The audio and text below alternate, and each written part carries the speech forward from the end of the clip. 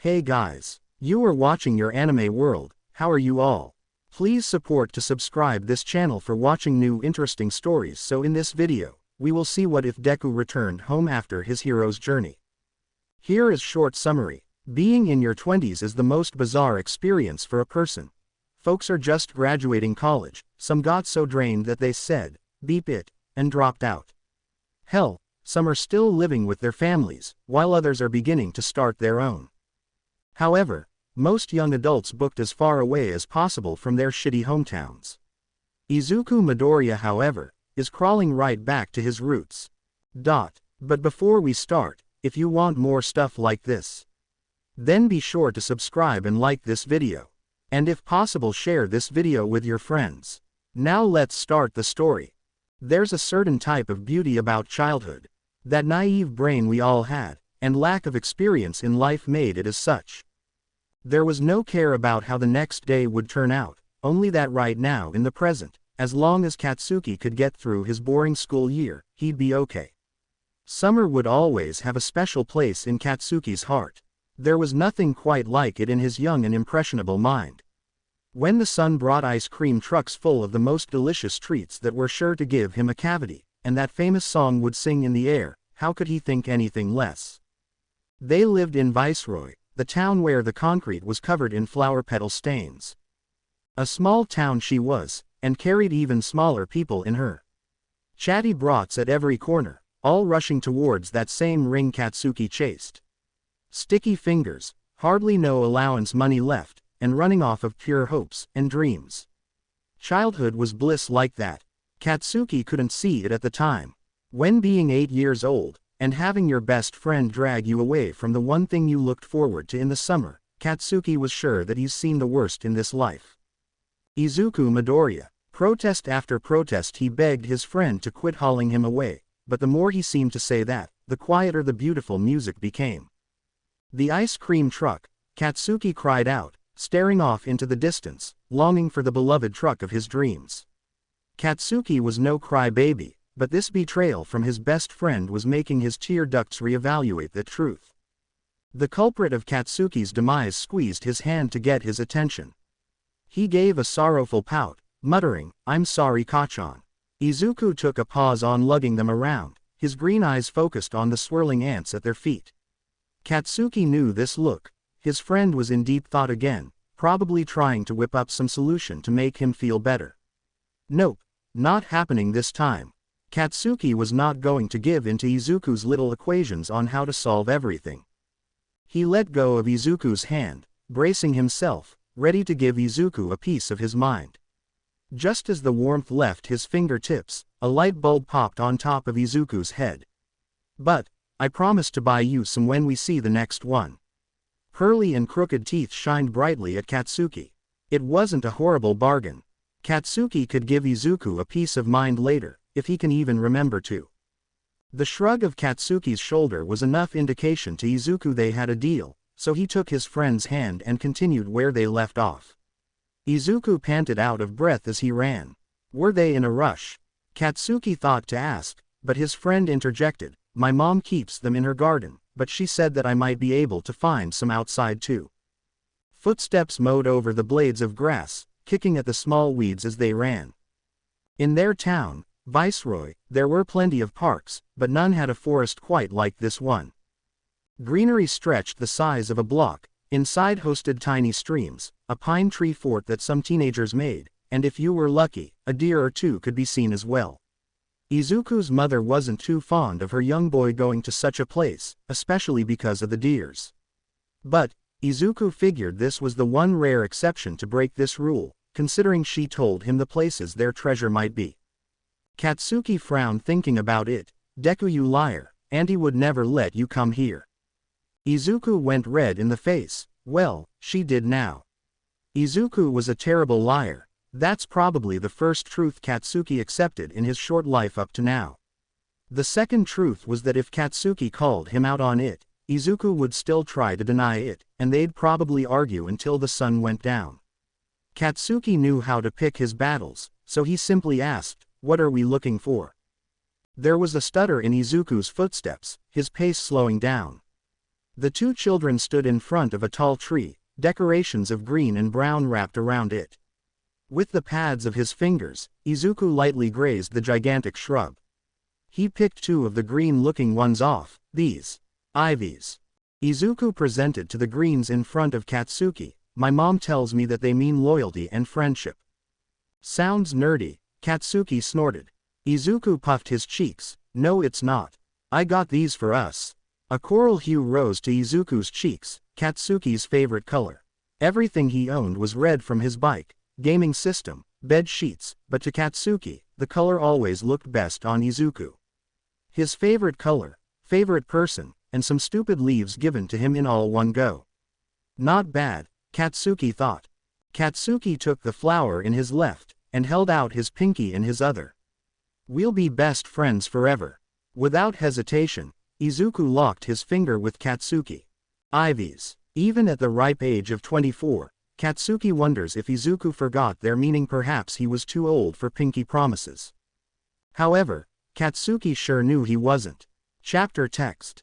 Trains always made Izuku curious. Swarms of people going place to place, glued to their phones, chatting to whomever was on the other line. Who were they calling? Is that the person they're visiting? Those questions always seemed to be the only thing his mother would hear when taking him on the train. As a child, you're blind to how rude that can be. As an adult, however, if you spin it the right way and add some flair to your words, you're the perfect person whose elders love to talk an ear off. Izuku loved their stories. The gentleman across from him was going to visit his daughter and, get this, his soon-to-be grandchild as well. It was only a short ride of 3 hours, but Izuku managed to get to know this man's daughter, 3 dogs, and even his pesky neighbor who blasts their music too loud. That son of a bitch, I ought to call the police. The man grumbled, receiving a warm laugh from Izuku. The man shared the humorous moment with Izuku, laughing too at how ridiculous the situation was. As Izuku began to add his own commentary on the matter, the man took the time to get a better look at him. Ah, you're one of those college students, he noted, pointing out the various pieces of luggage at Izuku's side. Izuku tilted his head. How do you know? When you get to be my age, you can pick out the smart and dumb young'uns for a mile away. The gentleman said with a wink. A creaking noise echoed in the train, indicating that it was making a stop. Standing up, the old man said, "This is me. Keep up the good work, my boy." And with a tight squeeze on Izuku's shoulder, the man was on his merry way. That warmth never left Izuku, the comfort carrying him all the way to his destination. His childhood home. The structure was made of red brick, cement, and painted with every laugh from Izuku and his mother, Inko. Izuku had an off and on relationship with the house. From the day he was born, this was the only house he and his mother lived in. Inko built this house from nothing, and really gave it the personality to call it a home. Vintage furniture, oak flooring that creaked, and dressed head to toe in florals. Inko, Izuku and flowers, they were 3 peas in a pod. Sooner or later, music found its way into their trio too. Inko would tend to her garden, and Izuku would play a melody on his guitar, and if Inko begged hard enough, her son would sing for her too. Inko's music taste was stuck in the 70s, so she often asked for one of her Dusty's records. Izuku would usually cringe at her, wishing she'd diversify her palette a bit.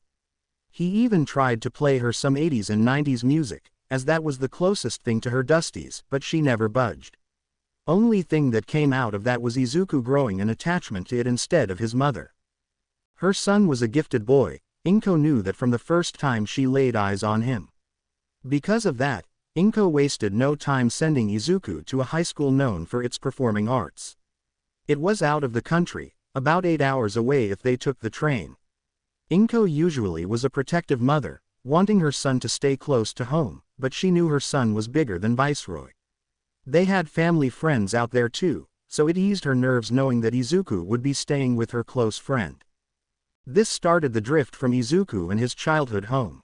He visited on holidays, and the occasional weekend or course. Once he hit 18, however, he went to college, and visits became even more scarce. Actually, when Izuku thinks about it, moving at 14 was when he lost 2 parts of his childhood home. The first being the physical house, and the second was a kid with spiky hair and an even more spiky attitude. Katsuki wasn't always like that, or at least that's how Izuku liked to remember it, even if Katsuki was always a little cocky. Katsuki was Izuku's other half. It wasn't until he was 16 that everything slowly crescendoed and hit the fan. When Izuku moved at 14, everything was the same, the only difference is that their conversations were always over the phone. They'd call every night, talking until one of their phones died, but would hurry to grab a computer and finish where they left off. Childhood was bliss like that, so beautiful even when you're miles apart. But beauty doesn't last forever. It was a slow regression. Izuku's schedule was packed to the brim with music lessons, and Katsuki played some sort of sport every season, so his schedule wasn't any better. However, they made it work, calling whenever they could. It wasn't the same though. Every call seemed to turn into a silent argument. Katsuki was obviously dry, or pissed about something, and Izuku was too tired to listen and acknowledge it. It was exhausting, but Katsuki was still his best friend, and vice versa. The holiday visits were always good, it was as if their online feud was non-existent. When the in-person visits became more scarce, that was when everything broke. The Bakugo and Midoriya families spent their holiday together as usual, and Izuku knew it, he knew things were going to be different. He knew Katsuki was probably hurt that Izuku barely came to visit him, even when Izuku came to see his mom. But Izuku was naive, and held on to that blissful childhood wonder, so I figured that seeing the other would make things better. They fought that night. Izuku was wrong, so wrong. Now he was paying the consequence, with a harsh bruise on his face, and a matching one on his arm. For the first time in what's probably been forever, Izuku was angry. He was angry at himself because in what world would semi-ghosting your best friend be okay? Mad at Katsuki because in what world is it ever okay to physically harm your best friend?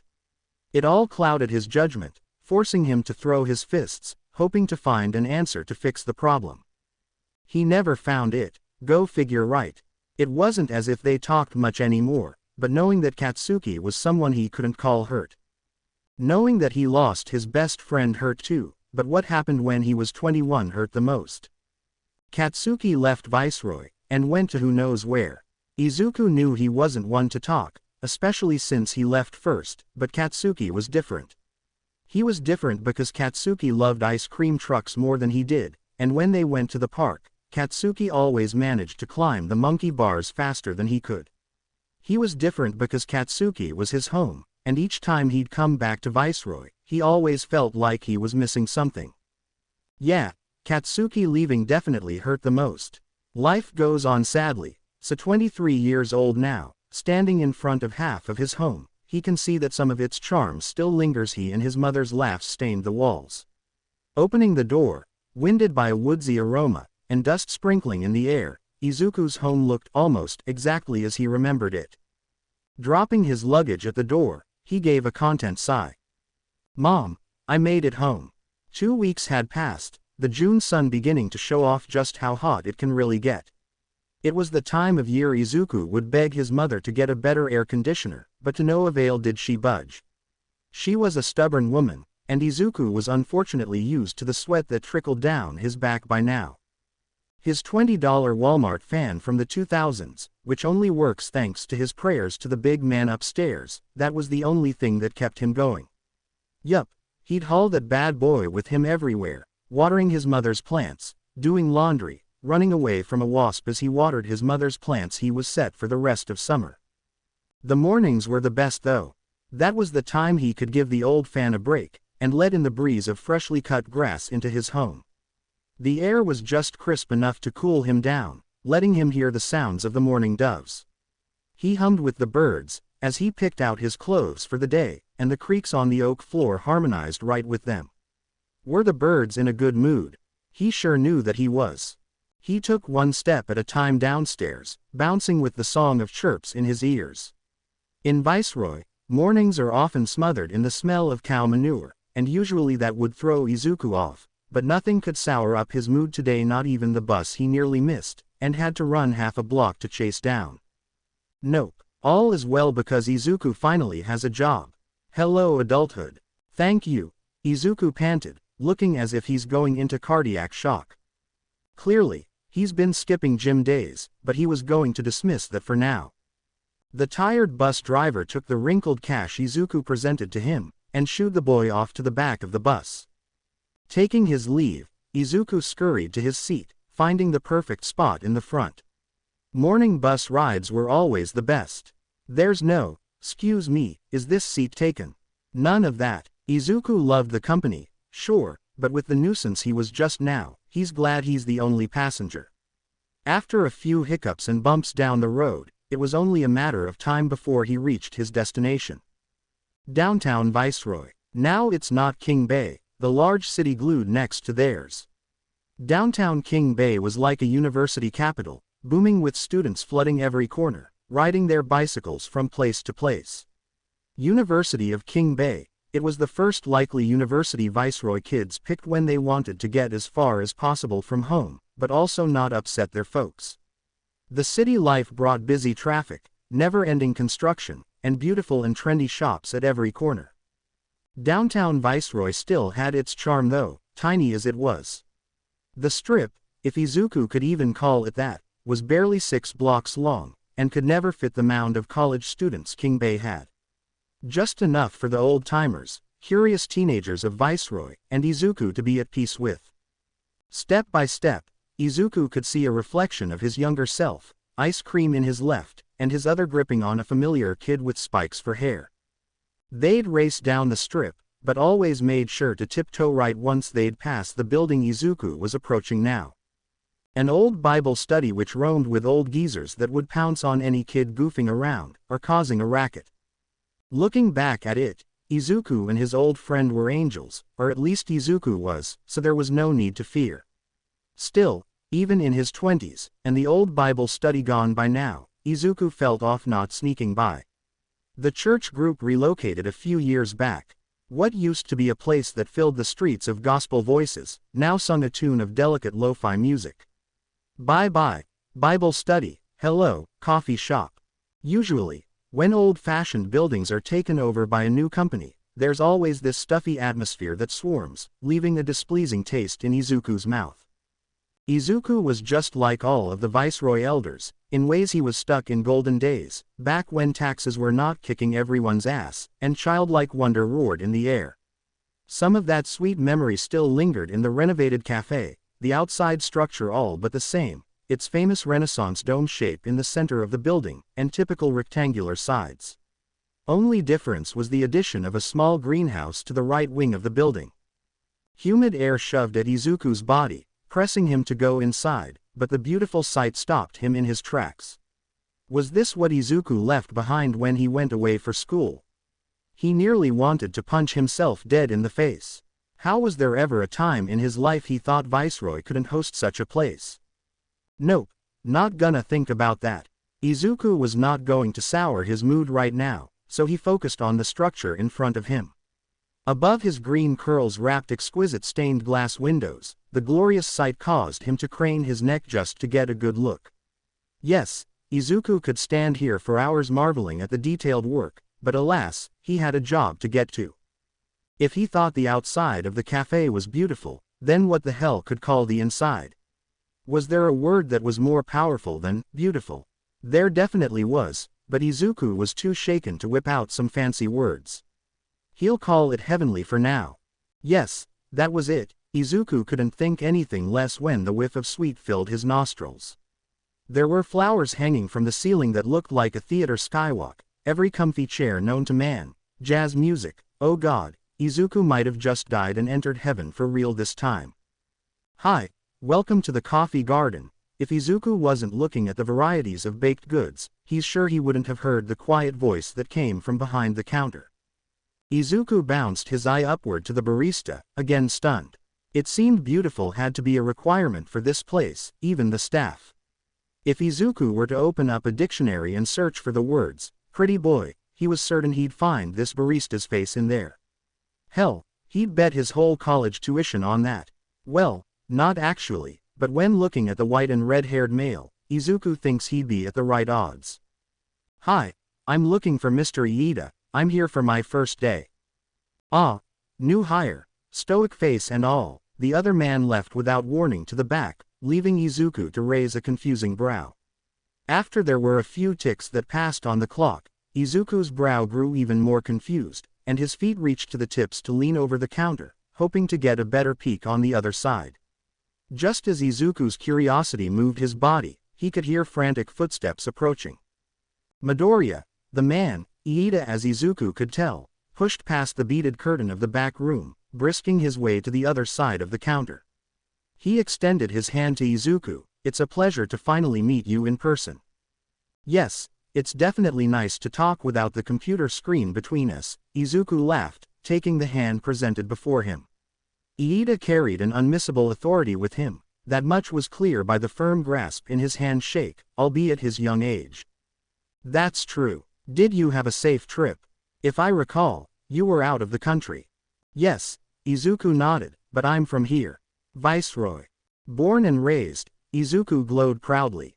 To other folks, Viceroy isn't the place most would brag about. Hell, most people keep that info to themselves.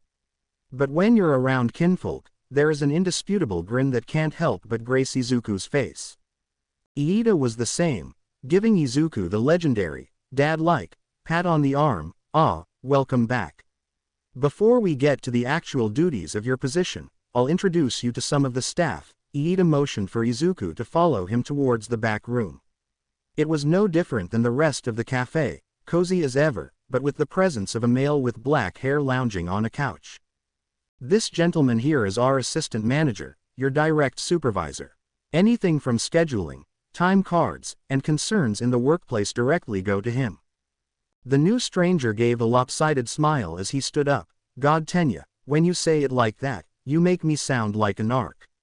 Hi, I'm Siro. Sitting down, Izuku would never guess that he and Iida were about the same height, Siro being a hair short.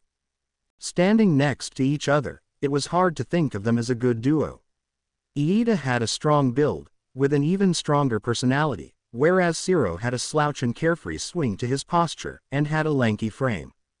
Siro leaned down to Izuku's height, his hand blocking his mouth out of Iida's earshot. Aka, I'm the less serious manager.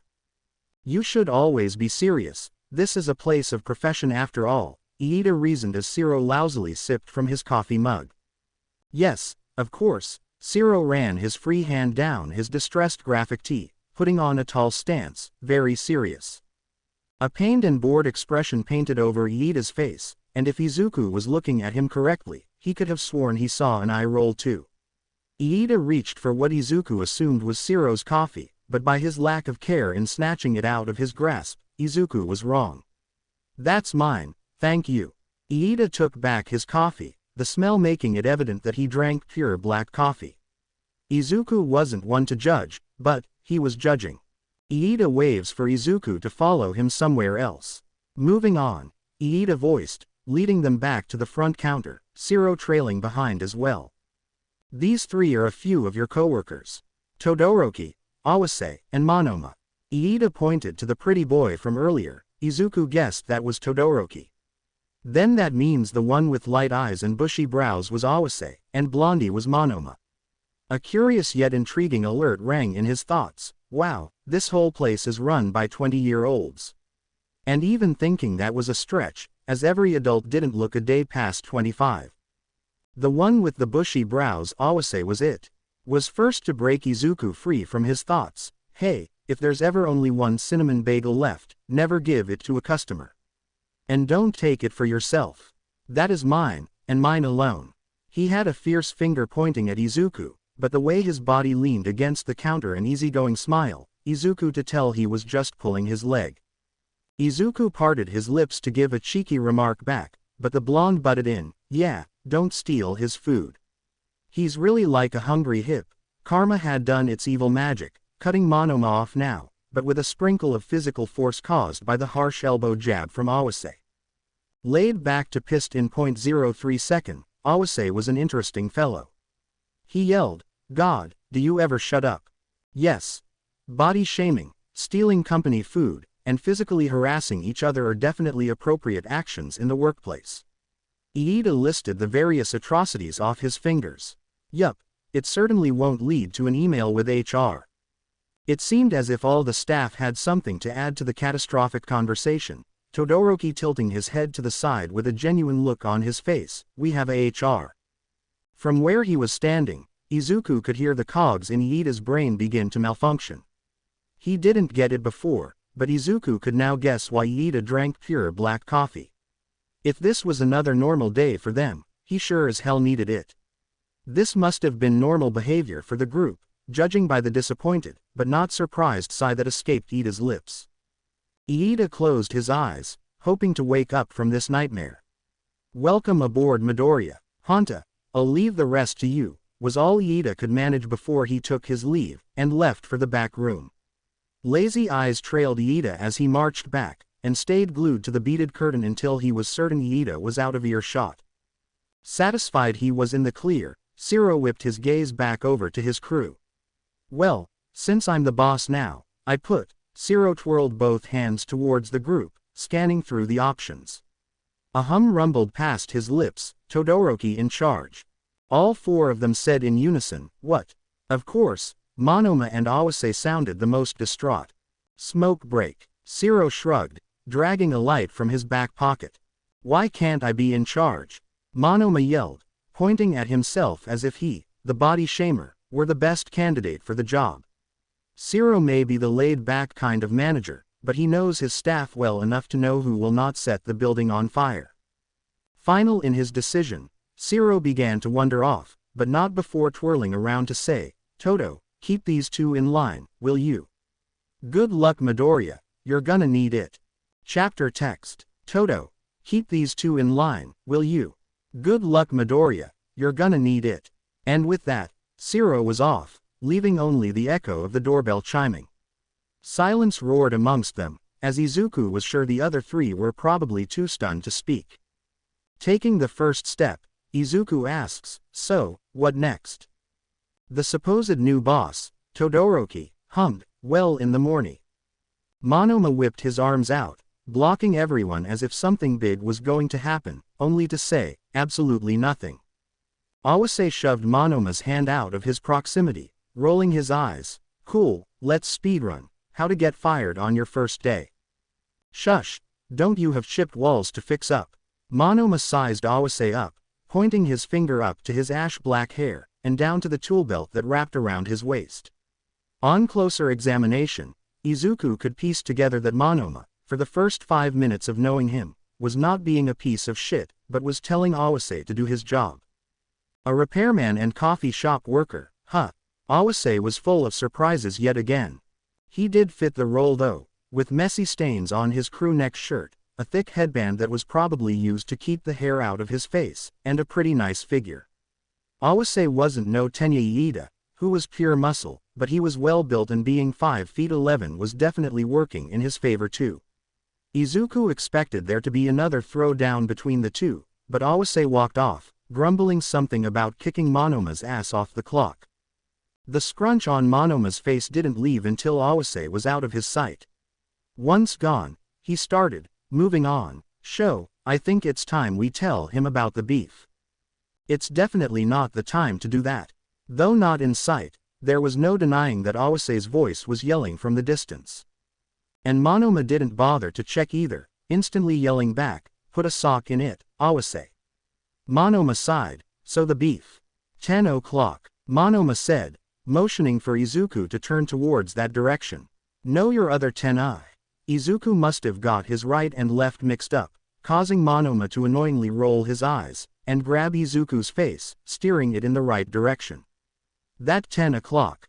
Jade eyes played ping-pong, bouncing back from glass doors, and back to Monoma and his intense stare. Izuku was tempted to release himself from the unwanted physical touch, but he let it slide. With a smushed face he said, "More, stores." Monoma finally released his hands from Izuku's face. "No, the restaurant. The glum-looking one. We got beef with them." "Here we go." Izuku had almost forgotten the other male was with them, as Todoroki exited the conversation a while ago. His comment had a tired sigh to it, and it seemed as though the only thing more interesting than the conversation was the baked goods in front of him. Izuku eyed the marvelous puffed pastry that Todoroki was taking to the toaster oven, but he let his gluttonous thoughts go and continued the conversation. What happened? The boss man doesn't really like his business going around, so keep this just between us. Monoma eased in real close to Izuku, as if he wasn't already in his bubble enough. Up close and personal, Monoma smelled like lavender linen, and his eyes reflected rays of cobalt. What a delicate display Monoma possessed, minus his attitude. Okay, once upon a time ago both owners were friends, right? Iida and them. Yes, you got it.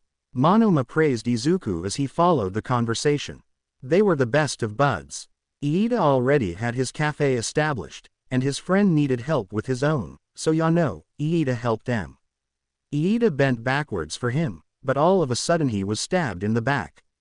Without warning, Monoma slammed his hand on the counter, causing Izuku to let out a small shriek, and Todoroki, who was clocked out of the convo, even seemed a bit rattled.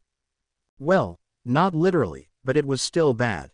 Monoma laughed, brushing over the fact that he scared Izuku half to death.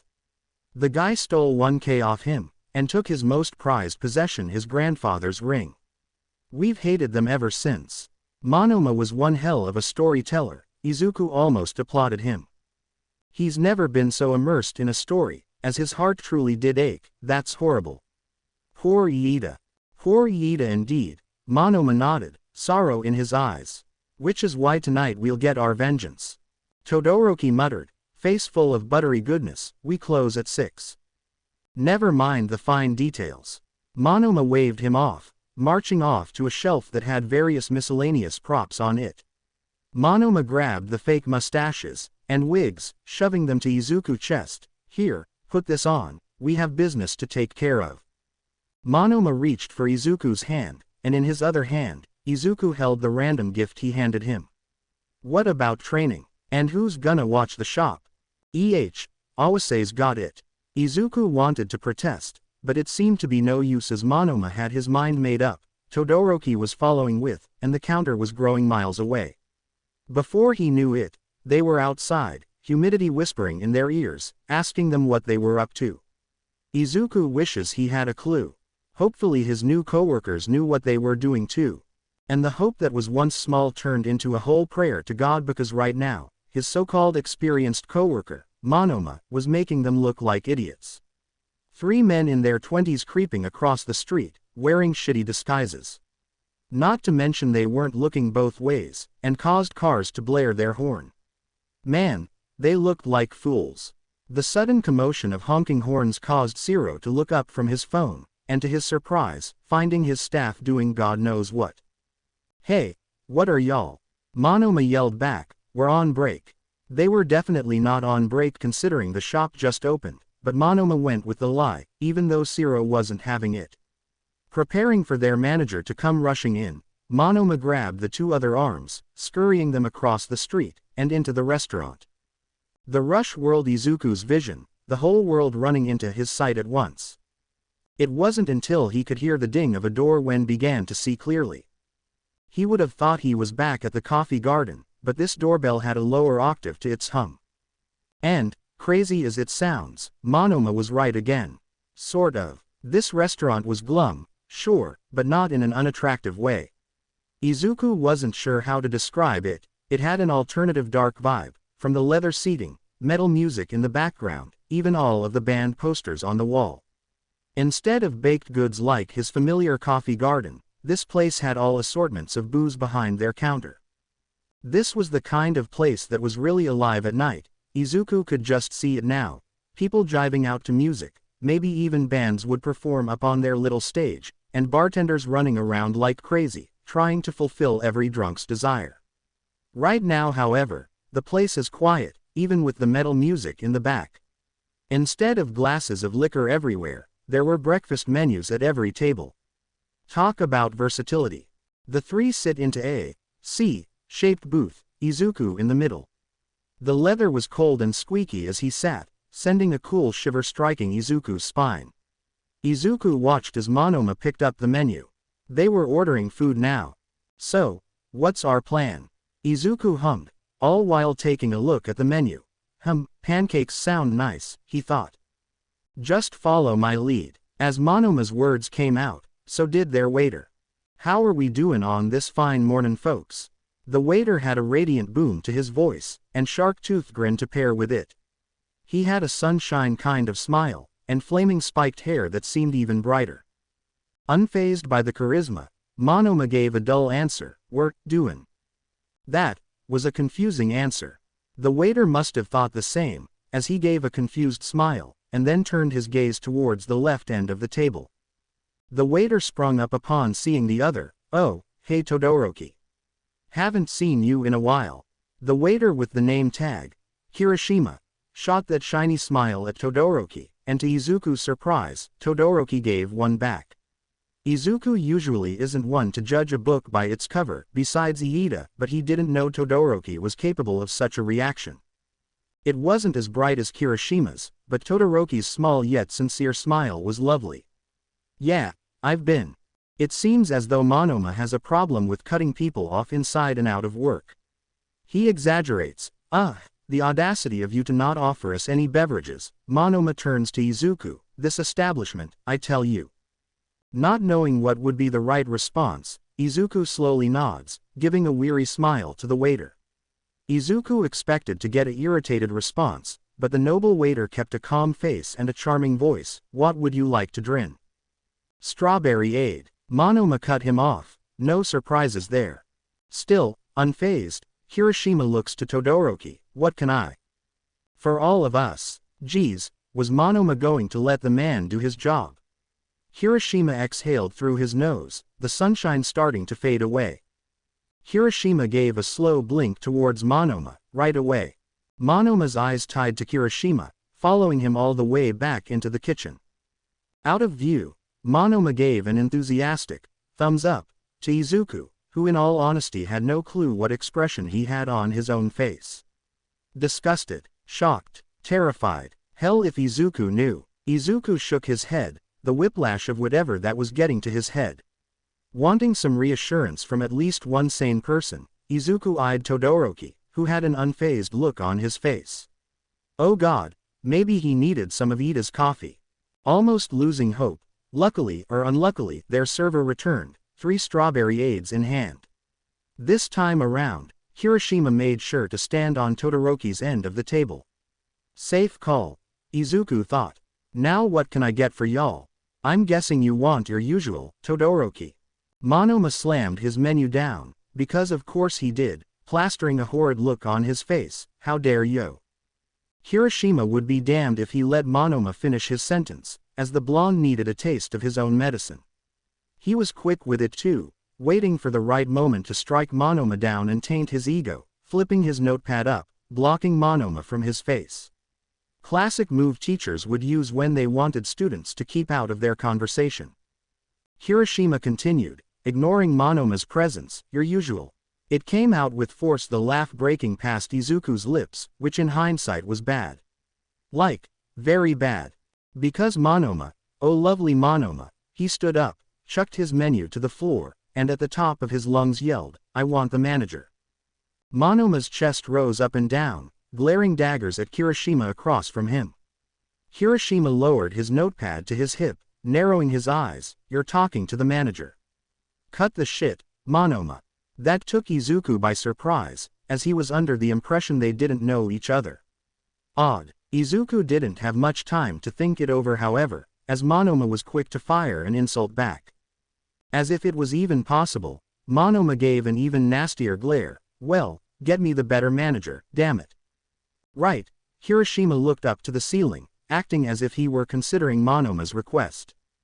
Kirishima retraced his steps, heading back to the kitchen, yelling, Hey boss, Karen at table 4. For some reason that surprised Monoma, his mouth forming a perfect, oh, offended by the diss. A slam could be heard from behind Izuku, the sound most likely Kirishima pushing the kitchen door without any care. Curious, and a little scared, Izuku dared to look behind him, startled by the body that seemed to be getting closer to their table.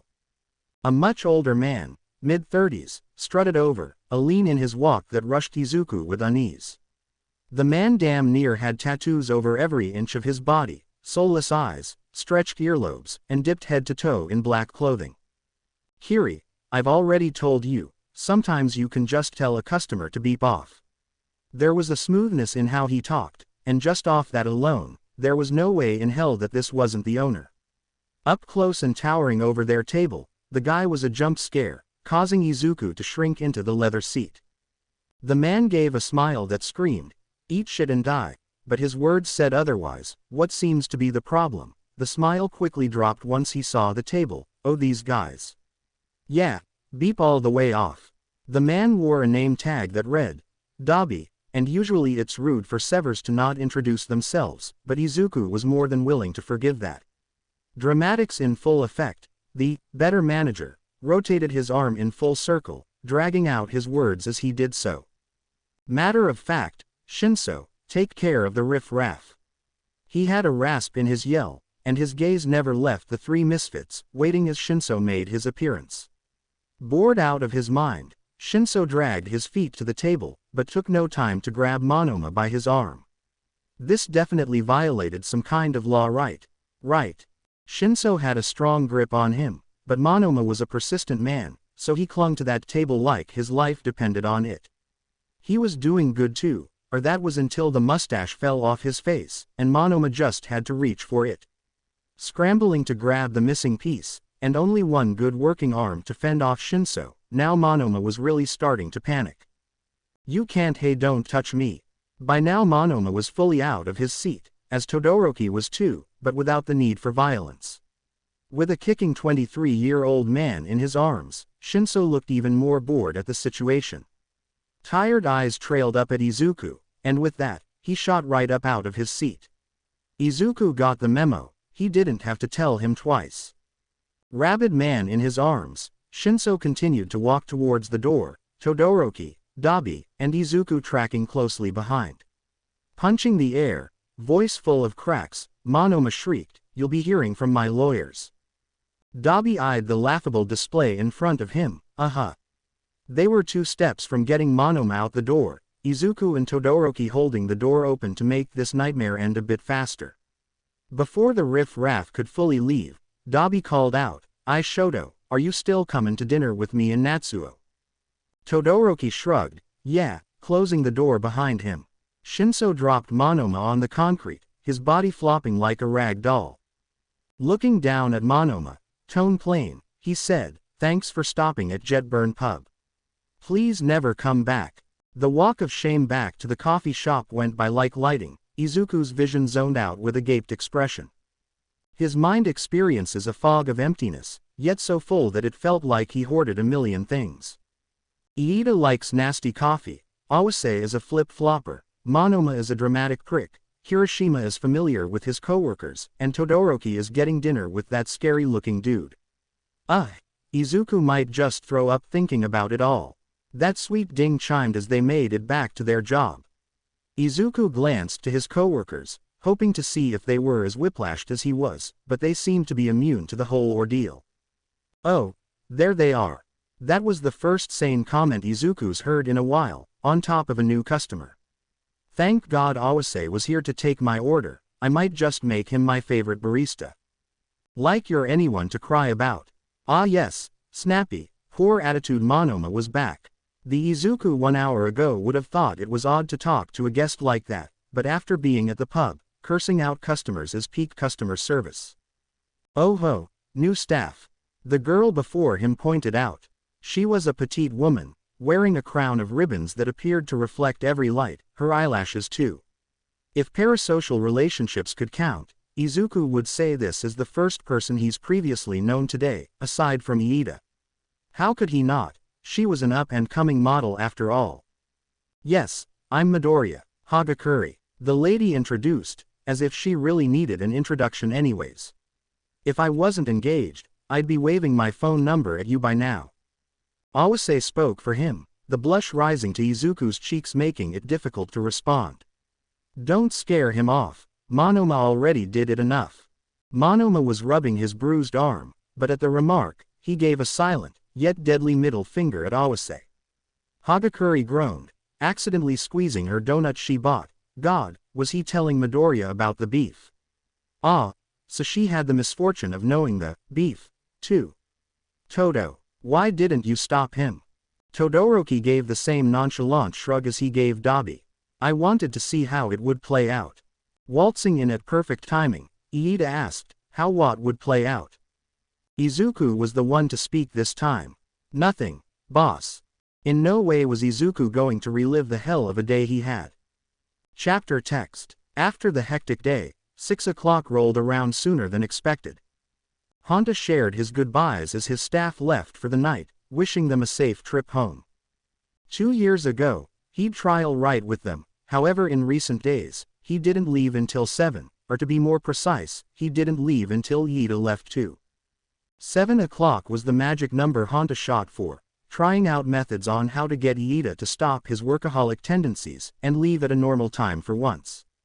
On rare occasions, he succeeded, but most of the time, the pair would leave 7:45, and that's with Honda practically dragging Iida out. It was a coin toss, the outcome of Iida completely in the zone being a mystery up until the very moment when Honda goes to knock on the office door. Voicing his actions, Honda says, knock, knock. Hi, Honda. Oh shit. Honda knew that look. Present eye bags, Iida caught in the act of frantically on the search for possibly more work to be done, and his black hair strands slightly stood tall, definitely due to the numerous times the male ran his hands through it. Knowing exactly where this was leading, Honda made a beeline towards his boss. He plopped his body down in front of Iida, sitting down on his desk. Whoa, whatcha stressing about this time, boss? Twirling in his seat, running his hand through a cabinet, Iida shook his head. It's nothing, I'm just trying to find the where the hell did we put it. Sometimes, Honda half thinks that Iida expects him to read his mind, which in all honesty, was probably his own fault. They've been down the road before. Honda pursed his lips at the thought. Honda purposes, need something to calm your nerves. There was barely a noticeable pause in Iida's body. Not enough where it drew too much attention, but still enough for Zero to raise a brow at. No, where did we put our visitor log? I could have sworn we kept them in this cabinet. Up here, I moved them, remember. Honda angled his shoulders, reaching for the documents in the shelf that he reminded Iida about 3 times last week. Iida pushed his large square frames up his nose, squinting in disbelief of how it was in front of him the whole time. Oh, thank you. Zero laughed, you're welcome. You sure all the coffee isn't frying your memory away? With his eyes, Iida gave an unamused roll, but still managed a laugh. Catching his breath, Honda asked, what are you looking for? Iida's fingers scrolled through the pages, our records back from April. It should be here, look. With his right, he pointed out a name in the log book, and in another, he pointed at a very familiar employee document. I knew I wasn't crazy. Zero inches in closer to the 2 documents, humming as he makes the comparison. Izuku Midoriya, our old florist. Just as the words roll off his tongue, his brain synapses activate. Oh, now that I think about it, she did say she had a son that lived out of the country, but I don't remember her saying his name. Iida added, Inko and Izuku. That's too much of a coincidence. The older man shrunk in his office chair, groaning as he dragged his hands down his face. God, how did I miss that? If I would have known sooner I would have. Iida's voice trailed off, a frown present on his face. Do you think that would be a good idea? I mean, he hasn't brought it up. Honda proposed, speaking of their new employee. With a defeated sigh, Iida agrees, I guess you're right. The bus ride home was short, but with so much on his mind, Izuku blinked and already he was home. Wow, today was a day. Even though the events were a bit overwhelming for his palate, Izuku was actually excited for another chaotic day at work. After all, his new coworkers made the days go by faster, and kept the not-so-kind thoughts hidden. As Izuku walked to his home, a smile of serenity pulled at his lips, and a quiet laugh broke out as well. There was the sound of a car clicking its lock, and using his sense of direction, the sound was coming from his driveway. Curious, Izuku's footsteps walked a bit faster, and when he reached his driveway, his suspicion was right. The person coming out of the car, however, was a total surprise. Izuku squinted, Is that Auntie Izuku? How are you, my love? Mitsuki. She was a strong woman, her fiery personality never leaving with age. She was still as beautiful as she was when Izuku was younger, with the addition of a few smile lines, and a few gray hairs, but in all honesty, it blended with the ash blonde anyways. These days, it's hard looking at her for Izuku, as everything about her brought his memory back to his old friend. But, having spent time with her from a few weeks back, Izuku has managed to ignore that part. Izuku embraced the woman in a hug. Good. What are you doing out here so late? Are you implying that it's past my bedtime? Mitsuki playfully scoffed. I'm joking. But, I won't hold you too long, I know how you're a busy boy. Man, Izuku wanted to correct, but he guessed his babyface wouldn't help him win that argument. The woman stood on the tips of her toes, reaching for something on the top of her car. I just wanted to give you this. For your mom. She was begging me to get her one when I went on my next cruise. They say when you get older, all you do is spend your time seeing the world, so Mitsuki was no different. Izuku remembers his mother telling him about Mitsuki wanting to bring her on the next cruise, but his mother always declined the offer. Mitsuki loved the adventure, but Inko could appreciate the beauty different islands had to offer. Gently, Izuku accepted the gift. Even as his fingertips danced over the thin plastic, Izuku could feel the detailed embroidery of the fabric.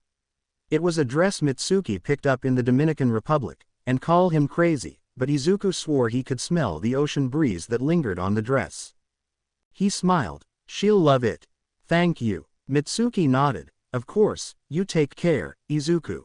Mitsuki was a lady true to her word, so she left, not taking up Izuku's time as she promised before. You too. Bye, Auntie. The trip from his driveway to the front were the longest 5 seconds he's ever endured. And the trip from the front door to the living room was even more excruciating. Izuku ignored it, he really tried to. The sound of the ocean rang in his ears, and the water almost dripped from his eyes. Nope, he wasn't going to do it. No. He took a deep breath, smelling the salt water waves that crashed on the sand. It was funny to Izuku, how the dress reminded him of the beach, so much so that he felt like he was walking on the sand. Izuku placed the gift on his mother's shelf, taking a step back to see it in all its glory. It was really funny, how even from a distance the smell lingered. A pungent smell it was. Even all the way up in clouds, could his mother smell the beach too? That thought stained Izuku's mind all night, no matter how much he tried to wash it out. July came sooner than expected. The sun made its visits even longer, and the moon stayed in the house asleep. Even with the longer days, time seemed to have gotten shorter to Izuku. From working at the cafe, a new chaotic event every 5 seconds, Iida stressed out of his mind. These were the fastest 3 weeks of his life. Izuku was really getting into the swing of things by now, and was content with aspects of his life in the current moment. He was confident about the outside stuff, his job, his new coworkers, the like. Inside, however, that was a more complicated thought. Izuku buried that as he walked out of his mother's home, spotting a familiar old man. Good morning, Mr. Toshinori. At the call of his name, the man stopped from where he was on the sidewalk. Oh, good morning, young Midoriya. Off to work, I suppose. Izuku hopped down the porch steps. Yes, sir. You're doing your morning walk, I see. Yup. I can't let my arthritis get one over me. Arthritis was one of the kinder health issues he had, the other ones causing damage that Toshinori couldn't control without the help of a doctor. In his golden days, however, Toshinori spent his time caring for all of the neighborhood kids, taking on a father role. He did it for everyone, but Izuku always liked to think he was special upon the others, as Toshinori seemed to really dedicate himself to showing Izuku what it was like having a dad around. After Izuku's father left, Toshinori was there to save the day, for both Izuku and Inko. She didn't trust everyone with her son, as Inko knew there were crazy people out there, but she could sense a kind heart from a mile away. Toshinori's heart was no different, and Inko befriended the man, tagging him along with them whenever her and her son would go to the park. Inko was even the person that got Toshinori to keep up with his own garden, calling his garden a crime for how dry the plants looked. Toshinori cared for her son, and Inko cared for his little garden. It was a fair trade. These days, Toshinori's plants are withered, and droop lower than a happy flower would. Izuku disliked that display. Perhaps he would stop by and tend to the garden himself. Anyways, I'll let you go, don't want you to miss that bus. At the reminder, Izuku made his steps a little more frantic, not wanting a repeat of his first day of work. Izuku ran with a wave, of course, by Mr. Toshinori. Same bus ride, same tired driver, same hiccups in the road, same chime of the coffee garden's doorbell. Izuku halted his steps. Today, his routine was going to have a bit of a detour. Turning back around, Izuku walked across the street, pushing open a door that brought a lower doorbell chime. Instead of sitting in a curved booth, Izuku walked to the bar, sitting in a tall chair. He smiled up at their waiter from before. Good morning. Hiroshima was busy organizing the variety of beers, and upon seeing Midoriya, he damn near dropped one. Startled, and a bit surprised, Hiroshima says, "Oh, mornin'. Hey, sorry for the other day, I know it wasn't the best first impression." Izuku laughed, waving, "No, you're fine, I was actually coming over here to formally introduce myself," but without, Izuku tried to find the words for it, swirling his hand in the air. Whatever all that was. Keeping the past in the past, he reaches out his hand. "I am Kirishima." "Midoriya is it?" "Yes, how do you know?" "Todoroki told me," Hiroshima spoke, going back to organizing the alcohol. "I stop by every once in a while to hang out with him, and I was trying to find you and apologize for my rude behavior." He looks up at Izuku. "Monoma brings out the worst in me." Even after what happened a few weeks ago, Hiroshima still manages to smile when he speaks about Monoma. At this, Izuku asks, "I'm guessing you all are friends?" Hiroshima inhaled deeply. "Todoroki is my friend, Awase, Shiro, Iida, they are all my friends." "Monoma is," Hiroshima trailed off, giving Izuku a look that told him everything he needed to know. Finishing the sentence together, having only one way to describe Monoma, they both deadpanned, "Monoma." The two broke into a fit of laughter, their voices bouncing off of every corner in the empty pub.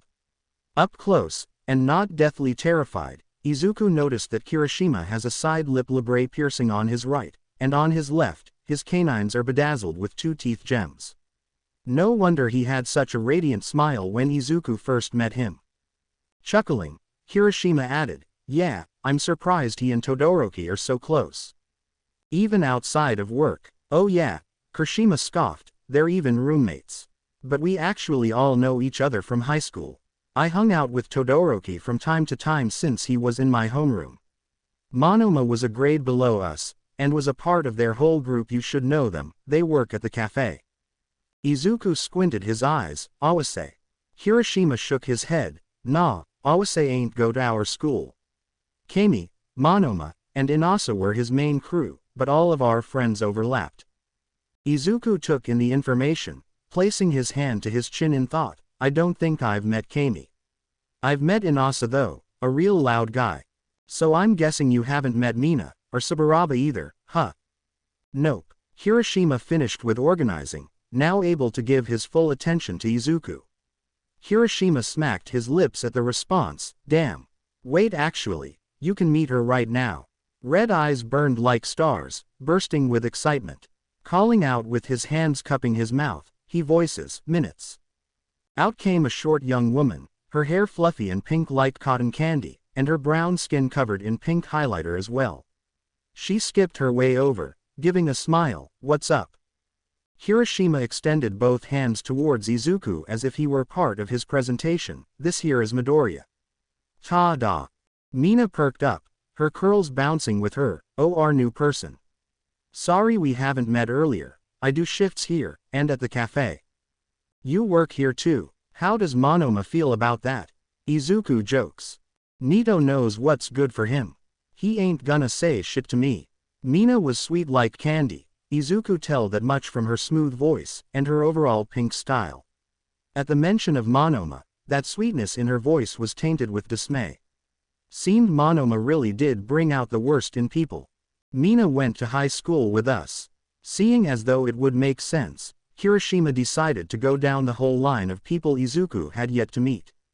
And over there with the blonde hair, Kaminari, he was part of our group as well. Then Jiro wave hi Jiro. At the command, the girl gave a bland wave, the sight of her evident of the lack of sleep she had the night previously. Continuing on, he added, Siro, who you already know, Iida too. And last, but certainly not least, we hung out with our other friend Kat. Both Izuku and Kirishima's bodies froze, but for different reasons. For Izuku, Kirishima's friend sounded too much like a friend he used to know. The inside stuff, the complicated thoughts Izuku always tried to keep down, but for some reason they keep bubbling up. But plenty of people's names started with A, K, so it was just a coincidence. For Kirishima, it was a buzz that came from his phone. Oh, speaking of the devil. One moment, Kirishima politely held up his finger to Izuku, pressing his phone to his ear. One thing about Kirishima, he had a boisterous voice. It was loud, but it was a loudness that Izuku appreciated since he had bad hearing. At this moment, however, it was like Kirishima's voice had done a 180, his voice sounding miles away. From a distance, he asked the person on the other line, "What's up, Blondie?" "Blondie. Blonde. It's just a coincidence." Another distant voice came up to Izuku. Throughout the ringing in his ears, he could tell it was Mina talking this time. She laughed. "Woohoo, the explosive monster is calling us for once." Shocker. Explosive. Seriously, this must be a coincidence. You're coming back to town. Really? Mina gasped, stretching her arm to snatch Kirishima's phone. She was screaming on the phone, but again, Izuku's ears were malfunctioning. She yelled, "For how long?" Mina's face was red at this point, her voice screeching, "You mean like, forever? Someone shoot me, this must be a dream come true. Okay, where are the cameras? This must be a sick joke. If not, Izuku might consider shooting himself like Mina. Or a nightmare." Jiro joined, and that was probably the only part of the conversation that wasn't clouded by static. He agreed with her too. This was a nightmare. Chapter text. Summer would always have a special place in Katsuki's heart. There was nothing quite like it in his young and impressionable mind, and even at 24 years old, he can say that. When the sun brought blazing days perfect for camping, warm lakes to be swam in, and sparkling bonfires, how could he think anything less? Back when he was a brat, even then he knew he'd never forget his love for the season. It's where he belonged, posted out in the gravel, staking a tent in the ground. And for the past 2 years, this is the first time in his life there was never a moment when the summer ended. Yes, there were all the 3 other seasons. Katsuki would be lying if he said he could ignore the harsh winters. But, with crisp snowflakes dancing in the air, it still felt like summer. There was nothing quite like summer, it always lingered in his heart when the winter breeze would rosy his cheeks. Because summer brought those ice cream trucks he's loved since a kid, but now as an adult, even when the sun is gone he could chase that feeling. And summer brought along the never-ending days he could hang out with a kid with green curls, but now as an adult, sun gone and Izuku too, he still chased that feeling. In his young and impressionable mind, summer was more than just ice cream, it was a feeling, it was everything he lived by, his perfect reflection. It was warm, so Katsuki always drank warm coffee. And it never let out its flame, always bright, so Katsuki had that same go-getter mentality. But summer was also angry, it was unkind at times, it caused drought and famine. And that's the part of summer Katsuki hates the most, but he has no right to pick and choose. Summer leaves Viceroy, and by now Katsuki knows he can't pick and choose that either. After getting his associate's degree, Katsuki left Viceroy, and he hasn't looked back since. It was a good decision, he thinks. A spontaneous one too. At the time, Katsuki only had his tent, a hefty amount in his savings thanks to his rich family, his old Toyota Camry, and the conflicting summer thoughts with him when he left. The last part he wished he didn't pack, but again, he can't pick and choose. Winters he stayed in a camper, and summers he chose to be under the stars in his beloved tent. For some, this would be a lonely life, and Katsuki can't lie, it was in the beginning. All he had was himself, and the part of summer he didn't like. He and Summer talked each other's ears off, speaking until the sun woke up and showed its face. The lonely days ended when Katsuki finally got a job at a campground, Koa. He met plenty of folks down there, ones who loved to talk his ear off just like his Summer did. Katsuki, his tent, and Summer. They were three peas in a pod. He and Summer were one in the same, so of course, it was time he headed back to Viceroy. He packed up camp, said his goodbyes, and hit the road. It was about a 4-hour drive, and if he still had his old Toyota, he'd be stranded in the middle of nowhere. Working a new job, and having essentially zero bills, Katsuki managed to save up enough to buy himself an Aston Martin. It was his pride and joy. The interior painted kaput more to him, leather seats, and a warm scent of cinnamon. Katsuki, his Aston Martin and Summer. He could get used to this trio. A week ago when he called Shitty Hair, Katsuki was weary about the trio in question, as moving back was another spontaneous decision. It was a terrifying one too, but Katsuki was no bitch, so he figured he could rip off the band-aid. He was gonna do it. He actually was doing it. Katsuki chuckled to himself, relaxing himself in the red leather seat, nodding his head to his blasting music. Ice Cube played from the stereo. It was a good day, and man, Katsuki thought to himself. He couldn't disagree with that. Hooked it up for later. As I hit the door thinkin', will I live another 24? Katsuki resonates with that part. 24 himself, he wonders if in another universe is his day going this great. In another universe did he also connect to the summer breeze like he does? Did that other Katsuki let the bad parts of himself take over? Katsuki likes to think any version of him wouldn't be a coward like that, so he chucks that question quickly as it comes. It was a good day. That thought carried him all the way into the familiar pub. Once upon a time ago, a blonde bastard worked at the joint, but that's a distant memory and a forgotten person. Katsuki threw most of that away, but old habits die hard, as they say. Walking to the counter, he says, "Oi, Shitty Hair." Hiroshima was rummaging in the cash register, counting the money. Being the assistant manager, it would look bad if he beeped up their inventory, so Hiroshima's focus was undivided and stuck on the money in his hand. Hearing that raspy voice he loved, he whipped his head up. Is that the Katsuki Bakugo? Katsuki gave a nonchalant godlike pose, the one and only. Carefully setting the money down, Hiroshima leans over the counter. To what do we owe the pleasure? Old habits truly did die hard. That's a truth Katsuki can never escape, even when it came to his food cravings. Some of your finest pancakes with a shit ton of strawberries. And not the mushy kind. A new face came in, pursing his lips. Slow your roll, we don't miss you that much. Like the asshole he was, Katsuki gave a cocky grin. Ah, really? Your mom seemed to. Just finished breaking her back before I came here. Hiryu Rin. He and Katsuki go way back from his college days. The two of them played ball at the same court, and were co-workers. An odd friendship.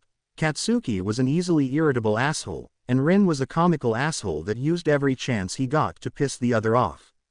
Rin is easy to talk to, kind, a true team player, and Katsuki's main target when he wants to crack a joke. Sometimes they land, others, not so much. Rin's shoulders slumped, him frowning. Come on man, that's not funny, you know my mom's got bad arthritis. Katsuki puts on a cocky smile. Of course, I'm the one who causes it. Rin rolled his eyes, going to the computer on top of the cash register to clock in. He asks, how long are you gonna be here to torture us? Well, according to my calendar, and my new apartment, I'd say I'm here to stay. Katsuki hums, shaking his arm to check the time on his fake watch. Rin drops his fingers that were typing, and with a straight face says, well, beat me to tears. I'll do that to your mom, not you, ass braid. Katsuki chuckled at that, quite proud of his comeback. Rin, however, did not. He ran his tan fingers through his wavy hair, craning his neck to take a peek at his braid. Katsuki had a nickname for everyone, so Rin was not exempt from that fact.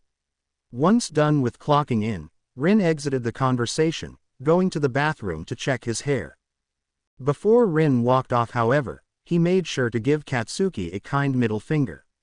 Hiroshima laughed at the interaction, changing the topic. What apartment are you in? On Packer Street, the newer looking ones, Katsuki answered. Hiroshima went wide in the eyes. Shit, really? Dude, I live on the 4th floor.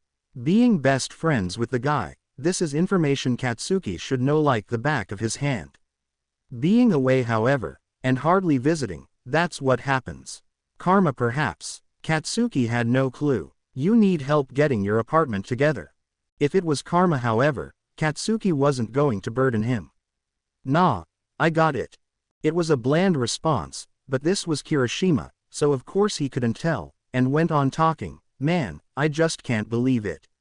You should have been here a few weeks ago, then you could have witnessed the shitshow Monoma brought in here. The annoying blonde bastard. Have you looked in a mirror? Yet again another voice hopped in, this time by a girl with a pink curly fro, and with a stack of pancakes topped with strawberries. Katsuki inspected the plate. It seemed to not be the mushy kind of strawberries. At the interjection, Katsuki knitted his brows together as he took a bite of his food. Huh. Mina gave an explanation, pointing her acrylic nail in the air. Monoma is an annoying blonde bastard, but you are the annoying blonde bastard. There's a difference. Like it was rocket science, Hiroshima adds, huge difference. Katsuki fought without missing a beat. Go die. What did he do anyways? Hiroshima exasperated. What didn't he do? He came in here, caused a whole mess, and Shinso had to drag him out. Katsuki popped a strawberry in his mouth, speaking with his mouth full. You're shitting me. Nope. And he had Todoroki with him too, but, you know Todoroki. Hiroshima nods, giving Katsuki a knowing look, as Todoroki was another close friend of his. As the thoughts came to him, Hiroshima spoke. Oh, and he brought their new coworker with him too. Poor guy, that must have been a shit first day. He's a real nice guy too, but you'd probably scare him off. Cats. I'm a peach, says the monstrous hothead, stuffing his face with a shit ton of pancakes. Hiroshima coughs out a laugh. Okay, well, since it's the opposite day, Midoriya is a sour melon. Katsuki knew was a fast eater, but the way he choked on his food was downright embarrassing. He wished he had a fast recovery, but with that hell of a name drop, how could anyone be mad at him? Once his windpipes were clear, he asked with a strained voice, what's his name? Mina chimed in, Midoriya. He's a cutie with green hair, you can't miss him. When you see him, behave yourself, he doesn't need any more blonde assholes in his life. A cocky response dared to escape his mouth, but Katsuki was quick to repress that. Coming to Viceroy was going to be terrifying, he knew that. God, he beeping knew that. This was just one of the band-aids he had to rip off. Finished with his plate, Katsuki stared up to the ceiling looking for answers, but deep down he knew exactly where he needed to go from here. A cup of joe would be nice. I'll introduce myself right now. Hi, welcome to the coffee you. So the rumors are true. Saburaba dropped his customer voice, instant dismay plastered on his face when he saw a blonde figure walk in. Katsuki walked up to the counter. What's up, Beepface? Saburaba, Beepface, it was all the same to Katsuki. Saburaba had eyes that creeped him out, overly large, and Katsuki couldn't explain it, but Saburaba just had a beeped face. Hence the nickname. Dark roast, light creamer. Saburaba gave a bored brow raise, not with the small talk, huh. I'm a man of business, Katsuki shrugged. As Saburaba glued his eyes to the screen, tapping in Katsuki's order, Katsuki took this moment to scan over the place. The coffee garden was all the same to him, but apparently, there's a new, but old face in town. The question now was, where the hell was he? At the cafe looking like a ghost town, Katsuki asks, is it just you on the clock? Saburaba hands Katsuki his coffee. Nah, Ciro's in the back. Todoroki is restocking. Kami should be in soon. Our new guy is in the greenhouse, and Monoma was supposed to be in to help we with the front, but that bitch called. As Saburaba was about to go on a tangent about his insufferable coworker, Katsuki took this as a sign to take his leave. Hearing all the information he needed, Katsuki said, right, nice talk. Thanks, Beepface. Saburaba watched as Katsuki walked to the greenhouse, a glum look painted over his face. Well, at least he said thanks. Katsuki was a fast walker, always has been, but today it felt like his legs were asleep. Was this just his body's natural response to the situation, even if it was going against his will? Doesn't matter. Katsuki was on a mission and he needed to be there in 0.08 seconds. Perhaps it was the warm coffee, but Katsuki's body was on fire, and his adrenaline was off the charts. His body moves towards the sound of a yelp, a voice that he's heard in his memory. There was no way that this wasn't his Midoriya's voice, Deku's beeping voice. And when he sees a man sunken into a large flower pot, Katsuki just beeping knows that this had to be the Midoriya he knew.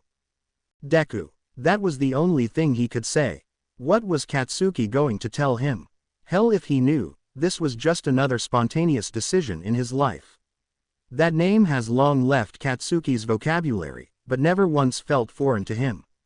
The same had to be for Izuku, because why else would his body freeze in time, and his face look as if he saw a ghost? Kachan. Izuku's voice. There was no guessing that this wasn't the Deku that Katsuki grew up with. Even as his voice was a whisper, Katsuki can still hear that same voice he knew when he was 8. Even though Izuku's back had to be in pain, in no way could sitting in a clay pot be comfortable, he still sat there in awe. What are you? How did you know I was? Yes, Suba gave Katsuki the directions, but he was certain he would have come to this conclusion himself. Izuku shifts his body, obviously trying to get out of the pot. They weren't friends at this point. Katsuki would even say that they were strangers. But it all felt so familiar to him. Deku stuck somewhere, his face trying to hide the fact that he needed help. And Katsuki, after watching the kid struggle, he'd reach out a hand to Deku, lifting him back up.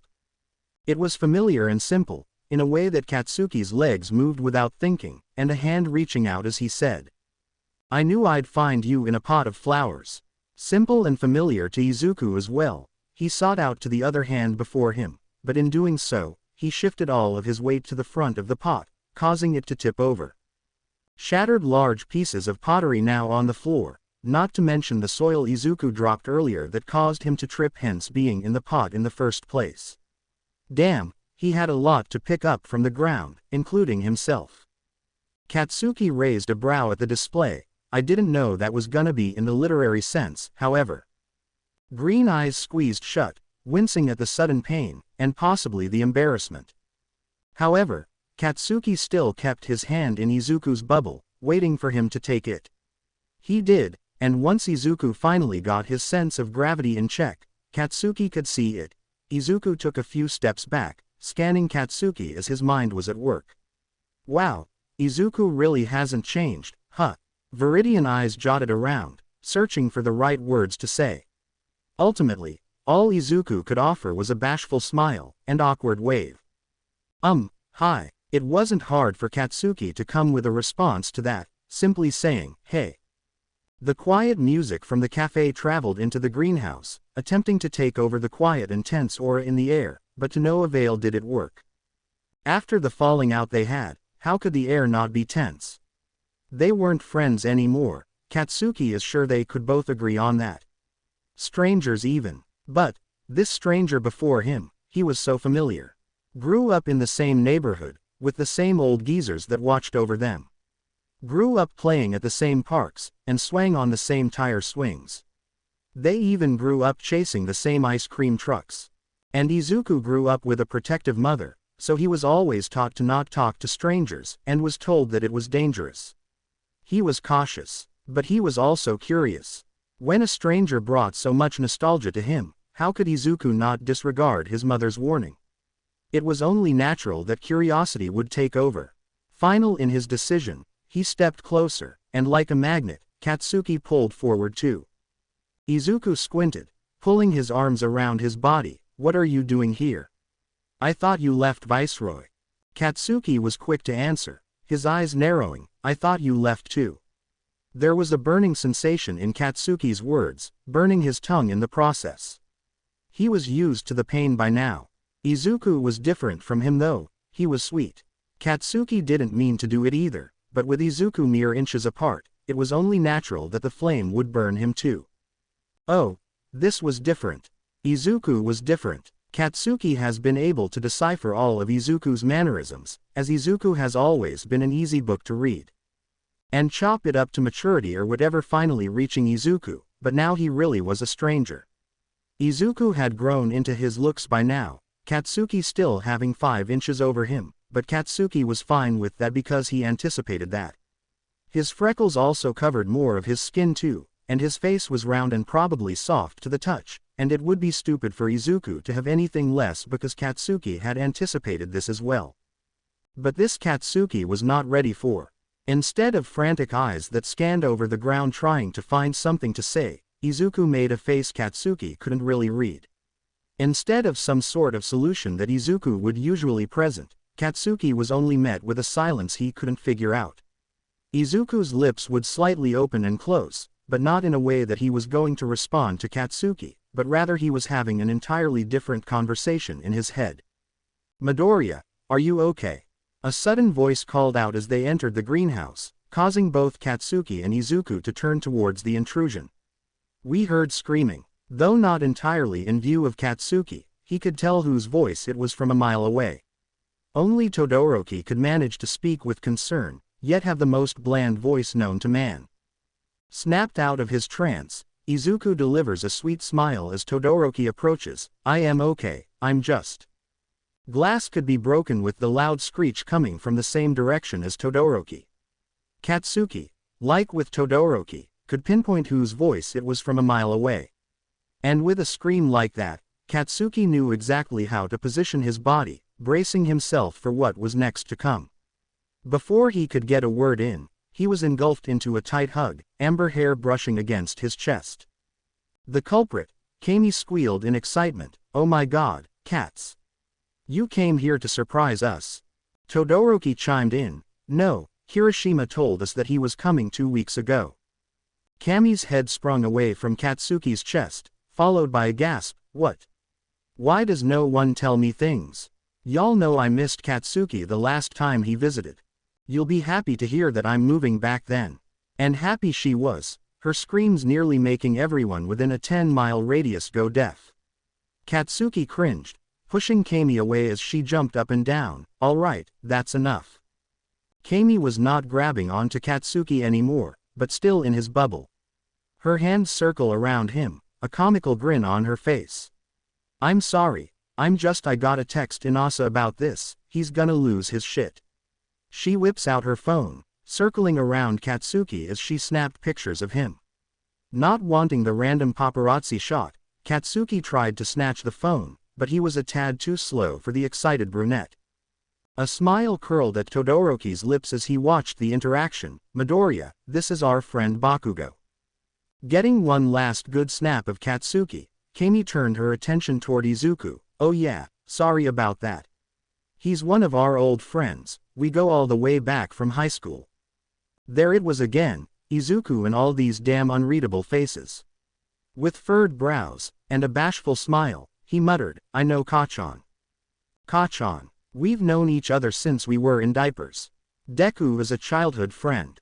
That was a pretty damn good explanation if Katsuki could say so himself, but apparently to Kami it was a whole lot of nothing. Kami and Todoroki glanced at each other. Pointing at the two, emphasizing every word, she exclaimed, "Deku. Kachan. Gosh, I really need to call Inasa, this is too much." Katsuki snatched the phone before Kami could start taking more photos, giving her an annoyed eye roll. "There's not much to tell. I'm back in town, and Deku is the nerd that always talked my ear off." "I'm not a nerd." Ah yes, that was something Katsuki was familiar with. "And a shit liar as always." Izuku puffed his chest, giving a fierce point with his finger. "Kachan, you're just as much of a nerd as me. If not more." Their conversation was like a tennis match, and Todoroki and Kami couldn't seem to keep up with how fast things flipped. Katsuki quickly spat out, "More of a nerd than you. Shut the beep up." Katsuki stood over Izuku, but he wasn't a punk, so he shot back, "No you." Izuku wasn't one to swear, however, so he dragged out his words. "You shut up. Your All Might collection was way bigger than mine." From the audience Kami gasped, "All Might collection? Those action figures." Not liking the reaction from their spectators, Katsuki pushed past the three, ending the match. "That's enough. Deku is a shit nerd, end of beeping story." Izuku wanted a rematch, it seemed, following Katsuki on his heel. Nah, you had it bad. Liking the laugh that came from the audience, Izuku went on to say, he was stingy too. The biggest nerd, really. Katsuki whipped around, really. You wanna keep going? Kami said without missing a beat, please keep going. Izuku really has become a cocky little shit over the years, huh? Katsuki decides that he might actually like this little match they had. Ready for the ball, Katsuki took his stance staring Izuku down. I'll start. 2 words. Honestly, Katsuki could have left it at that, as Izuku's overconfident facade dropped instantly. Still, like an asshole, Katsuki continued, with 2 fingers held up. Fan fiction. No. Horrified, Izuku tried to tap out, but in no way was Katsuki going to let him slide that easily. To really give the audience something to chew on, Katsuki slowly reached for his phone, staring at Izuku with wide eyes. Let me see if it's still up, give your shit writing some hits. Before Katsuki's phone could break free from his pocket, Izuku swooped in with a sneak attack, stealing his phone, and ran off. Stunned, because, since when are music majors this athletically strong and fast, he yells, Deku, you little shit, give it back.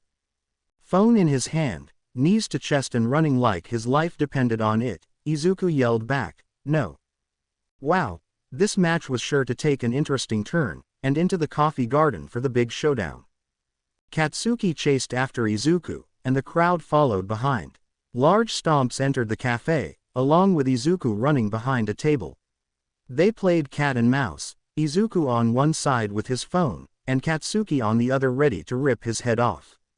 Izuku managed to escape though, nearly knocking over Saburaba as he dashed to the back room.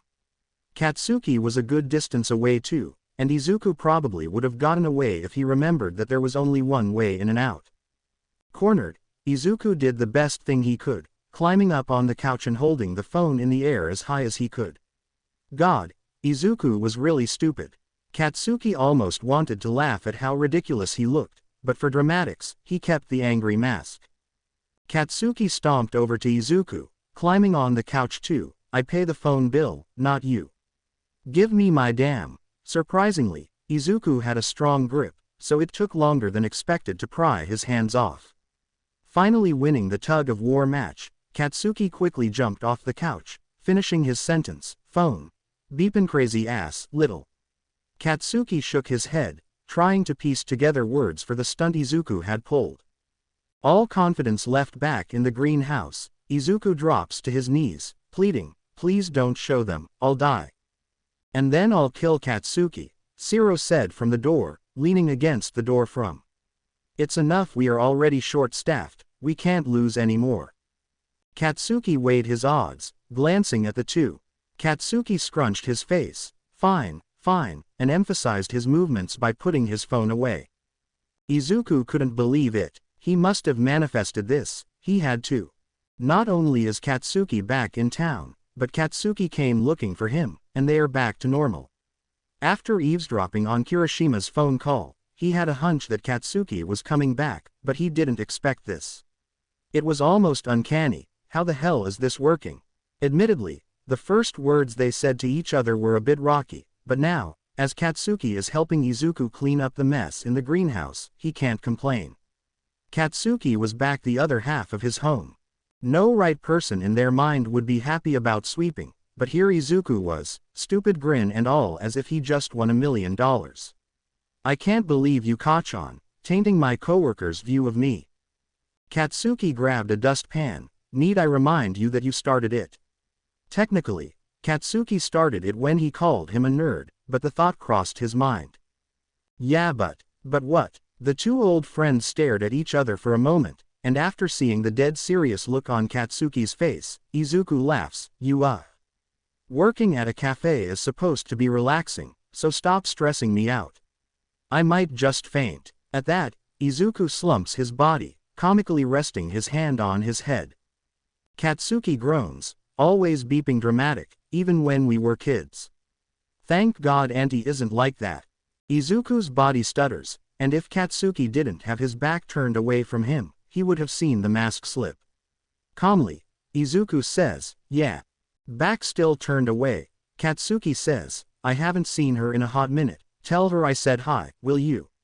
This one Izuku couldn't silently recover from, causing one of the clay pieces in his hand to hit the floor. Katsuki was quick to turn towards Izuku, but Izuku was quicker to pick up the broken pot, guarding his face. He didn't know. Katsuki had no clue that Izuku's mother was dead. For a split second he thought the other was being mean, but Izuku knew that Katsuki wouldn't stoop that low. He genuinely didn't know, and for some reason, that's even worse than him being mean about it. Suddenly the ground looked more interesting than whatever conversation they were having. He couldn't do it. Sure, he couldn't do it. He was not going to sour his mood, not when Katsuki coming back has been the best thing to happen to him in months. To better go with the lie, Izuku placed the mask back on, lifting his head up to give Katsuki a sweet grin. It must have worked, because Katsuki continued, how long have you been working here anyways? This was a conversation Izuku could handle. About a month. Maybe a bit longer actually. For most of their time cleaning, there's been a good amount of distance between, as they were trying to get the job done as soon as possible. Something switched in Katsuki though. Izuku could sense that by how he intruded his personal space. He stood over him, locking his eyes on Izuku. Katsuki always had captivating eyes. They were so bright that Izuku felt that if stared too long, he'd be burned. Truly a sight for sore eyes, but still, Izuku could never look away. Especially now when Katsuki's eyes presented something Izuku has never seen in them. Katsuki was so close, it was almost as if he could feel Katsuki's voice as he spoke. He said, I tried to bring it up earlier, but you're an asshole, so I'll ask again, why did you come back to Viceroy? Something told Izuku to back away, that this conversation would only ruin his mood, that it wasn't good for him. Still, curiosity took over as it always did, so Izuku stepped closer to Katsuki. Katsuki's words were daring, and Izuku wasn't one to back down, so he gives the safest answer he could come up with, I needed to go back to my roots. The truth without saying much. Izuku could handle that for now. Izuku pressed the topic, why did you come back? Last I heard, you left after your second year of college. I needed to go back to my roots. The truth without saying much, Izuku could assume. Still, that irked him, so Izuku spoke up. Hey, you can't give the same answer I did. Seems as though this conversation irked the both of them. Though he didn't step any closer to Izuku, Katsuki's intense stare was enough to make it feel like it. Standing this close, Katsuki spoke in almost a whisper, but with a rasp in between. Don't tell me what to beeping do. When you can give me a better answer, I'll give you a different one. Oh, they've been down this road before, how could Izuku forget? Izuku didn't appreciate Katsuki's tone, it was slightly rude, but Izuku could deal with that. It was his eyes, always his eyes, that bothered him when Katsuki pissed him off. It was subtle, but Izuku could see it, red eyes bouncing around his face, inspecting the scene. Not liking the sight, Izuku glances away. He thinks back, how did they solve their issues before? Oh, of course. Izuku reached out his pinky, promise. Katsuki eyed the proposal in front of him, and then back at Izuku. Like a bad habit he could never kick, Katsuki latches his finger with Izuku. Promise. Summary. Phew. First arc done, let's beep and go. I don't know about y'all, but I have a bad memory, so at the end of every arc, I'm gonna put a summary. Word count. 16,000. Ivy flower. Friendship and loyalty. Color scheme. Orange and green. Art medium. Digital. Katsuki and Izuku's broken promise to each other. Izuku is coming back home for unknown reasons, and we learn a bit about his mom, and his relationship with Katsuki. Introducing some of the cafe staff, and a chaotic first day for Izuku. We get a peek into Iida and Shiro relationship, and we find out Izuku's mother passed away. Izuku goes out of his way to formally meet Kirishima, and somewhere down the line, Katsuki calls him, and tells Kirishima that he's coming back to town. A peek into what Katsuki has been up to lately as he's coming back to town. As Kirishima is telling him what happened during Chapter 4, Katsuki learns that Izuku is back in town too. Izuku and Katsuki reunite, and go back to their old ways with a promise. There's other shit that's important, but if I point it out, I'll ruin the suspense. So this is all I can offer. Chapter text. When Katsuki was a kid, he remembered wishing that band-aids were stronger, as they would always fall off since he was a rough one. As an adult, he somewhat wished that were still true. Or he wished that wounds would heal on their own without a band-aid, but of course, Katsuki has to go in and put in the work himself. But just like a kid, ripping the band-aid off is always the worst. Always. His parents. They were always going to be the hardest band-aid to pull off, Katsuki knew that. The July heat was starting to get to him, the summer rays knocking at his brain, telling him exactly where to go. Summer is back in Viceroy, showing itself to everyone, and Katsuki knows he can't control these things, so he did the same. He came without warning too, saw his friends, that's one band-aid. Saw Izuku, that was a surprise band-aid. And now his parents. This one, Katsuki hovers his finger over, feeling at the tan patch. And as he peers at his childhood door, standing just a knock away, he hesitates even more. He can do this. It's only the first second that's hard, everything after that is smooth sailing. With a key he should have honestly chucked in the river the moment he left, he pulls it out, and unlocks the door. His home is just as he remembers it. His parents are fashion designers, and partnered with the Iida family, designing their race car suits. That being said, they were more than well off, the house decorated in fine art paintings, and modern, but very stylish furniture. Every few months his mother would change the house color scheme, this time around she went for a vibrant red. Katsuki's favorite color. Red didn't look good in his childhood house. Just as Katsuki's keys jingled in the entryway, Katsuki could hear shuffling from the living room. Not that he wanted to, but in order to get to his old room, he had to go through the living room, walking right past his parents. Great. Still, Katsuki should greet them. That's the least he can do. They were watching some old show from the 70s, curled up on the couch with popcorn. At the sudden sound, Mitsuki shot her head up. Masaru, are my eyes going bad, or is that our son walking in our home? Already this visit made him want to pull his hair out. He sighs, both, you old hag. Mitsuki smacks her lips, not fully taking her head off of Masaru's shoulder. Even after all these years, you're still a brat. Mitsuki knits her brows, staring at Katsuki as if she was forgetting something. Hey, what are you doing here anyways? I can't come visit my own family. And it's going to be a quick one. No, this wasn't a sit-down dinner, and they'd catch up. In and out, Katsuki pulls closer to his parents, shoving his hands in his pockets as he slightly blocks the TV. Like always, Masaru steps in. She doesn't mean it like that, Katsuki. It's just, and like always, Masaru gives him that look. Sweet on the surface, but not enough for comfort. You hardly call, and you never visit. Is it not valid to ask that question? It was valid, so Katsuki figures he could keep them in the loop. A very small one. I moved back. Katsuki shouldn't have said shit honestly, especially since Mitsuki seemed more interested in the TV than the conversation. Now he was purposely blocking the TV. Blocked from the broadcasting, the only thing for her to look at was her son. She looks up at Katsuki. You're gonna have to start paying rent around here. Looking at Mitsuki was like looking through a mirror. There was no doubt that Katsuki was her son. Same hair, same eyes, same nose, but most of all, the same attitude. Not here, damn it, I've got an apartment. Her eyes sprout up in joy, joining her hands together. Mitsuki really can say some of the nicest things. Ah, look at our son, Masaru, he's really becoming a man. But never too nice, though it would have been nice to know ahead of time. Masaru presses the topic further, also excited, have you gotten everything for your place? Katsuki's eyes linger, watching the loving parent spark in their eyes.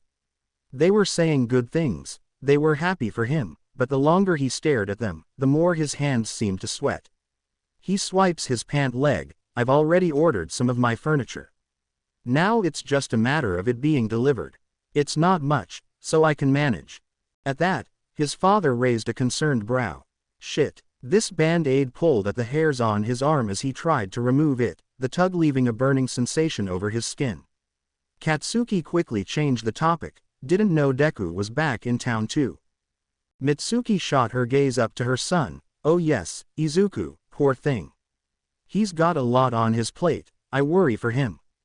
What do you mean? Mitsuki has always been a forward mother, teaching her child to look someone in the eyes when being spoken to. It was her #1 rule, and that's a habit that stuck with Katsuki even during his adult life. Right now, however, it was as if that rule was completely thrown out of the window, long forgotten.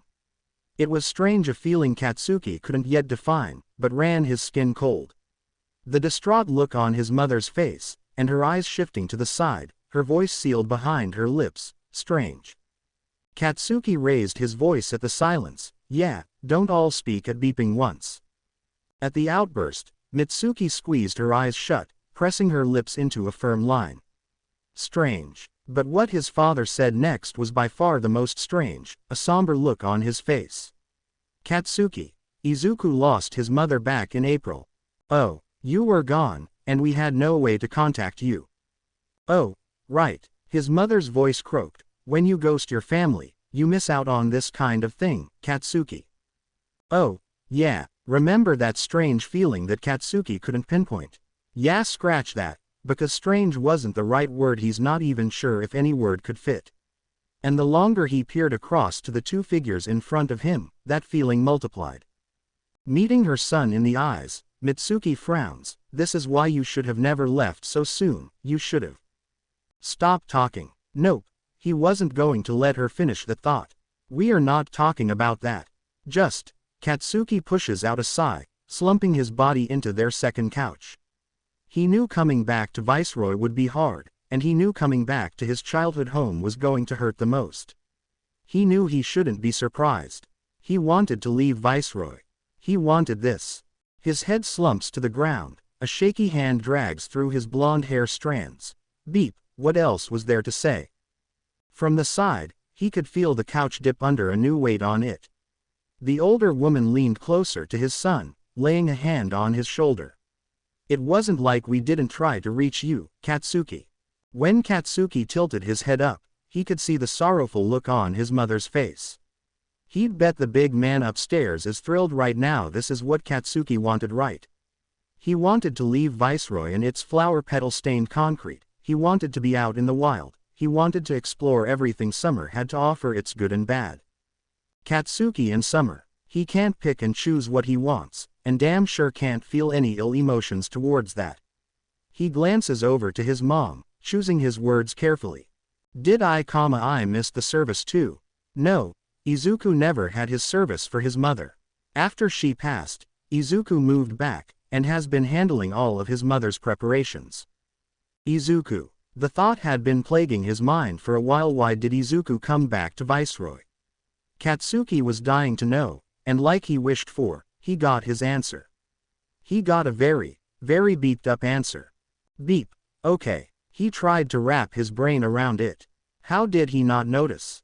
Izuku was always an easy book to read. He was a shit liar after all, so Katsuki should have sensed that something was wrong. A smile that was sweet like nectar, and had delicate freckles stretched around it. How can Izuku present a display with such a hurtful lie behind his lips? Beep. Izuku didn't even have a service for his mother, and it's been months. Months he mourned alone, he moved back alone, he paid all the bills alone, he called the lawyers alone. Izuku didn't have his father around, and he wasn't close with his immediate family. Damn it, Katsuki was the closest thing to beeping family. Beep. Izuku was his best friend. He could still say that, right? Even through everything, through all the angry outbursts, Katsuki saying he didn't need Izuku, and Izuku meant nothing to him, still, Katsuki could say that Izuku was his friend. And even though Katsuki wanted to hate Izuku, and wanted to hate him for leaving, still, Izuku was his friend. Vermilion eyes locked on the ceiling, the options and possibilities swarming around him. It overwhelmed him, every proposition screaming at him, begging him to make a choice. Throughout all the noise, in the corner of his eye he could see it, another spontaneous decision. It shined through the herd of dull options, so bright that Katsuki would be stupid not to take it. He fiddled with the idea in his mind, and made a final decision. Katsuki rose from the couch with a content sigh. Okay. And that was that. He continued what he came here for, ignoring the surprised looks on his parents' faces as he walked over to his old room. Before he could get too far, Mitsuki asked, running away again. Katsuki pursed his lips at that, but held his tongue as best he could. No, I've got some things to take care of first. Chapter text. Sun rays peek through the sheer curtain, spraying its beauty across the bedroom. Beautiful as it is though, it's the worst thing to wake up to in the morning. Shoto groaned, trying to swipe away the sun on his face, but it was no use. He really needs to stop being lazy, and buy some blackout curtains. This is torture. The sun was the main reason he was a morning person, its rays poking at his eyelids, forcing them to open. Patting the bed to reach for his phone, it was no surprise that it was 6 in the morning. And to no surprise, walking out of his bedroom to peek into his roommate's, Monoma was not awake. Shoto sealed a chuckle behind his lips, humored by how his friend always slept in the most random conditions. Today, Monoma laid out on his back starfish style, covered by bags of candy, and his phone playing a video on loop. Doing his friend a favor, he placed the array of candy on his dresser, and put his nearly dead phone on the charger.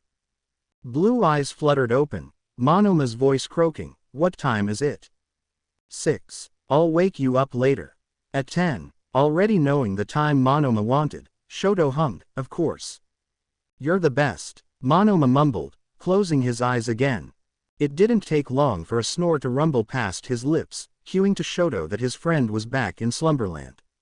This was their routine.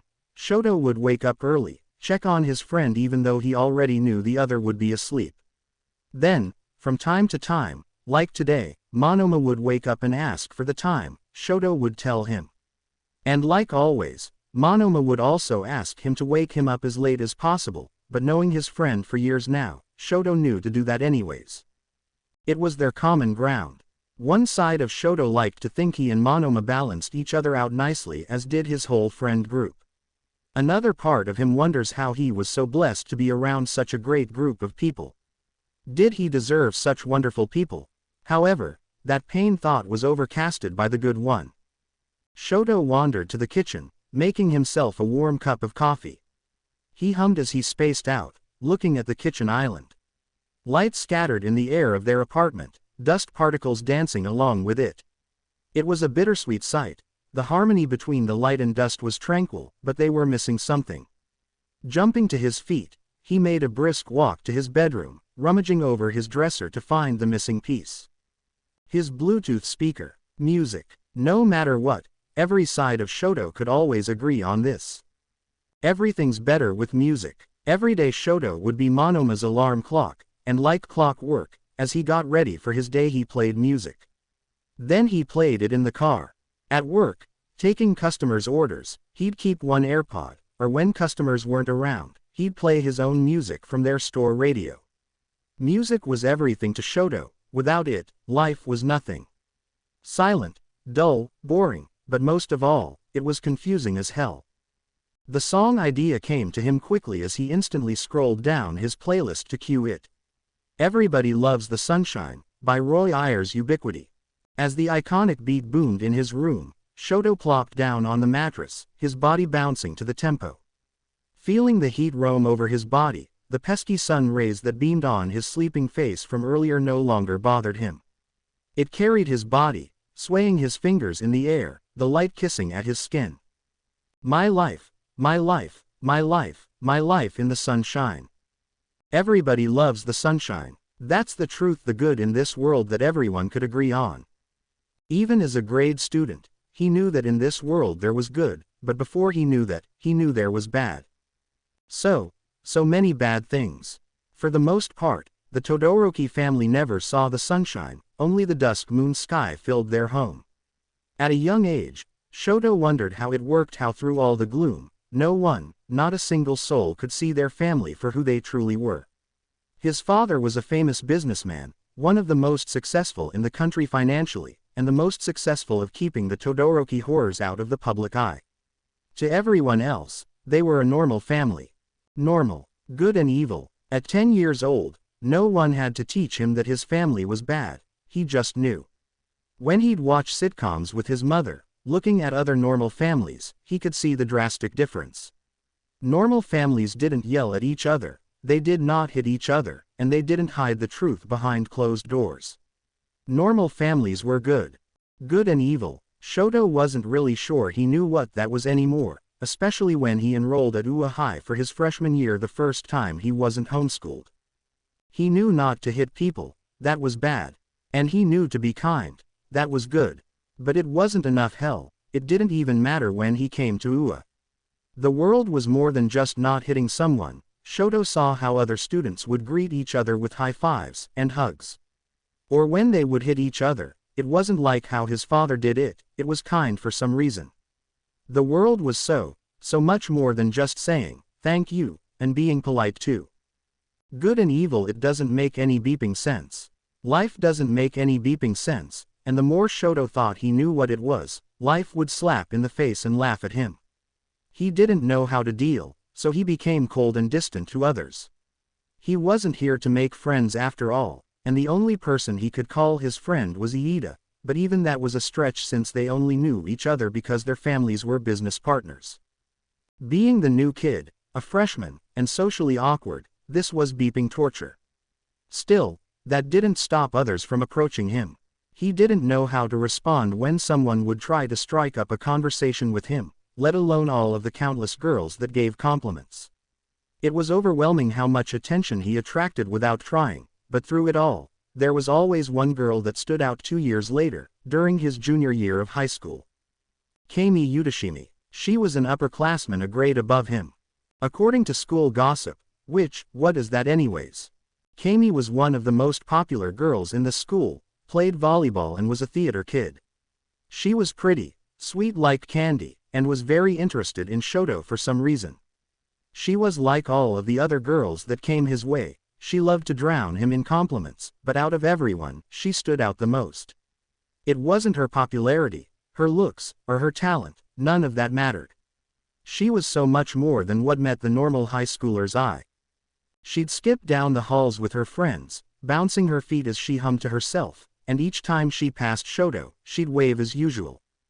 It was good to wave back when waved to, so by habit he'd obey that rule, but he couldn't help how he'd stare a bit longer than he meant to. Or as she sat in the back row of their physics class, her golden hair strands flowing as she bopped her head, and her nails tapped to a beat. It was an alluring sight, one that Shoto couldn't peel his eyes away from, causing Kami to lift her head up at the feeling of someone staring at her. Making eye contact, a flinch rolled up Shoto's spine. Shit, he forgot that staring was bad. He didn't have ill intentions, but this was one of those confusing moments where it doesn't matter if you were trying to be rude or not, it's just rude no matter what. Shoto tried to switch his eyes to something else, but Kami held eye contact. She held her index finger in the air, circling it to make a gesture for Shoto to come closer. Shoto pressed his lips into a firm line, bouncing his eyes from the clock and Kami. There were 5 minutes until the period started, so it couldn't hurt to see what she wanted, right? Slowly, he put his belongings down at his desk and walked over to the girl. Her eyes roamed upwards as he got closer, their height difference becoming very evident with Shoto standing above her. She tilted her head to the side. You got a crush on me, or something? A what? He knew what a crush was, it was one of the many terms he learned the hard way. Last school year when a girl confessed to him, he got upset that she wanted to cause him physical harm, and confronted her about it. He wasn't rude, or at least he thought he wasn't, so it took him a while to understand why the girl gave him a puzzled look. After the explanation to him, the entire situation was embarrassing for both parties. Embarrassment was just one of things he's accepted being a sheltered kid, but that didn't mean he wanted to repeat the same mistakes. Kami continued, some of my friends said they always notice you stare at me, ya know. Shoto blushed as he listened. Kami had it all wrong. This was going to be one of those embarrassing moments again, wasn't it? Look, it's okay, I truly don't mind, I'm flattered. If I wasn't a lesbian, I'm sure you'd be my type. He stretched his mouth into an apologetic cringe, even though he wasn't sure why he should be sorry. I think you might have the wrong idea. Oh, well, that's a bit embarrassing. Kami gave a shy smile, but wiped that off as quickly as it came, raising her voice a bit, but it's good. You're not another one of those creepy guys that flaunt over me. Everyone knows I don't swing that way, but guys think they can change that for me. Anyways, wanna be my table buddy today? The sudden request took him by surprise, but even more surprisingly, he was quick to take the offer. He's never had an interest in making connections with other students, but his body moved without thinking, and he had no choice but to follow. Why was he so gravitated towards her? The question pained him for all the seconds he spent gathering his supplies to sit next to the dirty blonde girl. Step by step, he followed that curiosity, and finally, mere inches apart, Shoto realized why he was so drawn to her. Music. There she was in all her glory, always banging out to music when she stood out most to him, and with pink headphones over her hair. Face to face with the mystery he's been chasing all this time, he stares in awe, mouth slightly parted. Starring a little too hard again, he caught Kami's attention. Like she could read his mind, she says, "You like M. Mom bought them for me last Christmas." She then rolled the headphones from her head, and held them close to his proximity. "Wanna give it a listen?" A simple question, but not a simple answer he could give to the girl. He gave a dumbfounded look. She inched in closer, nudging Shoto. "Oh come on, it's 90s bops. Everyone loves that." Giving no answer in return, but also not giving any signs that Shoto was opposed to the idea, Kami made the decision for him. With both her hands, she reached for Shoto's hair that rested over his ears, tucking the white and red strands behind. For the first time, Shoto could understand what it meant for someone to take their breath away. Kami did it without even trying. She simply put headphones over his head, and played whatever song she was previously listening to. It really was just a simple gesture, nothing too special. That's what it would look like to a normal person. Did normal people also feel their life did a complete 180 when they listened to a song? Or did their heart race a little too fast for comfort, and felt super scared because everything seemed to come crashing down? But it was fine, because as the rubble scattered on the ground, newer and better outcomes were built back up. Did normal people experience that, too? Ua had done it again, confusing Shoto's perception of the world, but at this moment, he was okay with that, and the small grin stretched over his face reflected that. Suddenly the world went silent again, and through the headphones he could hear Kami's muffled voice chirp. "I like that look on you, Shoto." She gave him a wide smile, her glitter highlighter matching with her pearly whites. With her finger, she pointed to the device on Shoto's side. "Here, hand me your phone. This is me and my friends' combined playlist. I think you'll really like it." It didn't take much convincing, especially since once Shoto unlocked his phone, she had already added the playlist to his library. Taking something without asking, that was the bad thing to do to someone. What did bad and good even mean anymore? That's the question that's plagued Shoto's mind for the past 3 years going to this god-forsaken school, but today, that question was irrelevant. How could it matter when Shoto found the one thing he was always missing in life? He stared starry-eyed at his phone, lost in the countless songs he had yet to discover. So lost that he nearly missed the offering that Kami presented in his field of vision. Curious, he held the box in his hand. It was small, and white underneath, but dressed in cute stickers. He looks up at Kami. "What's this?" At the question, Kami gave a comical eyebrow raise. "Don't tell me you don't." Her voice suddenly faltered, and her expression made one that Shoto had yet to see on her. For once, her eyes shifted to the ground, and bounced back to Shoto. He expected there to be a bit of an explanation, but watching as her eyes had a somber hue, Shoto was even more confused. Shit, did he mess up again? God, why does this keep happening? Shoto parted his lips to apologize, but Kami beat him to it, blurting out, "Never mind. These are AirPods." No apology needed. Kami gave a sincere smile as she always did. Shoto was sure that he was being rude. He wasn't good at conversations, but still, Kami slid the headphones off of Shoto's head, and replaced them with an AirPod. Surely Shoto must be blind. He was used to not understanding when someone was irritated or angry if they didn't explicitly say it, so he waited for any silent signs that Kami would give. He waited patiently, watching as she took the second AirPod into her own ear. Once secure, her head turned to him. This was it. Kami was going to tell him off. Tell him that he was a horrible person, that he was weird, that he was. There was a quiet ding that sounded in his right ear, and in his left, he could hear Kami say, "Okay, now they should be connected." Shoto blinked at the confusing response. Not that he wanted her to yell at him, but he was curious as to why she didn't, seeing as though she had the chance to. It takes him a while to wrap his head around the whole thing, but his thoughts are interrupted by the sound of scrolling as she typed on her phone. Kami must have some sort of mind-reading gift, because without Shoto saying anything, she explained, "You can listen to music with them." As if on cue, quiet music sang from the device in his ear.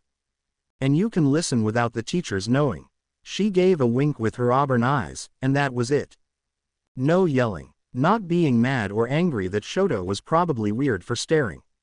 Nope. Shoto almost wanted to protest the situation, but with the sound of a school bell indicating that class was in session, he had no time. Maybe he could do it later. For now though, Kami poked Shoto to grab his attention. Maybe she was going to go through with it after all, put him out of his misery and end this confusing interaction. And Shoto should have expected it, he really should have. Ua was never going to live by his expectations, it never has. But still, as Kami pointed to the side of her face, and mouthed, "Untuck your hair," Shoto was still struck with awe. As she pulled her own hair to cover her ear, Shoto could understand. Even through all the confusion, Kami had a right to be mad, but wasn't. Shoto could come to one simple yet confusing conclusion: she was looking out for him. Ah, so this was how you could listen to music without teachers knowing. Shoto followed the girl's instructions, and like it was nothing, they both focused back on their teacher. For some reason, Kami lets Shoto keep the AirPods. After trying to return them to her, she'd always shoot him down, mentioning how it would just collect dust in her room. Well, it would be rude to not use the unwanted gift, right? The thought made him feel fluttery inside, but he shoved it down, and used Kami's gift like he promised her. Hidden behind his hair when in school, just like she taught him. The right was for music, and the left was to listen to his surroundings, which came in handy because otherwise he wouldn't be able to hear a voice yelling over the cafeteria noise. A familiar voice at that. He scanned over the horde of busy students getting food, spotting Kami. "Shoto." She gave a large and exaggerated wave, causing kids around her to turn their heads. It was a bit of an embarrassing sight, especially since it was obvious she was waving at him, and now too many faces were watching his every move. Shoto weighed his options. It would be even more embarrassing if he acted as if he didn't hear her, so he decided to walk over to her table. Usually, Shoto would sit with Iida since that was his only friend, but with all the clubs he's in, Iida often uses his lunch period with that. Today was supposed to be when he sat alone with his friend being gone, but maybe sitting with a new group won't be too bad. He made a promise to himself this school year, he would try and be a normal kid. Cool. Shoto just had to play it cool. Coming up to the table, he gave a small smile. "Good afternoon, Utsushimi." "You're too formal. Just call me Kami." Formal was definitely not cool, and everyone called her Kami, so now he just felt like an idiot. Still, unfazed by it, Kami taps the empty seat that was in between hers and another girl. "Come sit. Guys, this is my new bestie, Todoroki." "Todoroki, these are my friends." Being popular, Kami was friends with just about everybody, so she mingled with every group. From what Shoto could tell, some of these kids were athletes, theater kids, and just your average Joes. This was an interesting bunch, and most of them welcomed him with open arms. Keyword: most. Don't fill the icy hot bastard's head with bullshit, we aren't friends. Katsuki Bakugo, that was a name Shoto knew before he enrolled at UA. Like with Iida's family, their parents are business partners, so Katsuki's name was common in their household, though he's never met him until this moment. Bakugo doesn't seem like he's one for good first impressions. The redhead next to him nudged his arm. Be nice, Bakubro. He turned his attention to Shoto. He's just like that, but he's kind deep down. I'm Kirishima, we're in the same homeroom. He gave a wide smile, and Shoto nearly wanted to squint his eyes with how bright it was. Kirishima was a name heard a lot in school, and not just in his homeroom. He was a popular athlete, and had the stereotypical build of one on the outside, but on the inside, he was as nice as someone could get. Shoto made sure to give him a small wave, and dismissed Bakugo's comment. So, I heard you liked the playlist. The girl next to him didn't need to introduce herself, she was also a popular topic in school. Mina Ishido, second captain of the dance team, despite only being a sophomore a grade below him. She was extremely talented, dressed in all pink, sociable, and always knew the gossip around school. We have the best music taste, don't we? Mina inches in closer to Shoto, wiggling her brows. She was a little too close for comfort, but since she was so kind as to gift him the legendary music, he was willing to forgive her. With a voice soft, he spoke. Yeah, I liked it very much. Thank you. The two girls seemed to really like that answer, as they were both now at the edge of their seats, intensely staring at Shoto. Kami squealed, gripping his arm. What was your favorite song? I get it if it's hard to pick, there's a lot of good ones. Teal and gray eyes juggled between the two girls, not fully sure who to look at. It wasn't too hard, there's one song I really liked. Shoto could anticipate them asking for the exact song, so he removed his phone from his pocket. This specific song stuck out like a sore thumb to him, instantly leaving him captivated. Sure, the whole playlist was good, but they didn't stand a chance going against this masterpiece. This one. He stretched out his arm for both girls to see, the two leaning closer to Shoto to get a better look. The two girls in question gave each other conflicted looks. Shoto was sure he blew it for about the millionth time, but that thought was cut off by Kami laughing. Kami wipes the tears from the corner of her eyes. Oh my god, you've turned Sho into your mom, minutes. Shoto blinked at the sudden nickname. If he was correct, only friends gave each other nicknames, right? Mina rested her head on the table, and dragged out a groan. Shit, I must have added some of her songs there by accident. Well, since Todoroki loves it, I guess it has to stay. She sighed, but there was a content hum to it, and pieced together with a sweet grin. If Shoto was reading this correctly, only friends do favors for each other like this. He looked down at his phone, the screen reading, everybody loves the sunshine. Shoto couldn't quite pinpoint why he couldn't wipe away the smile that pulled at his lips, perhaps it was his love for the sunshine.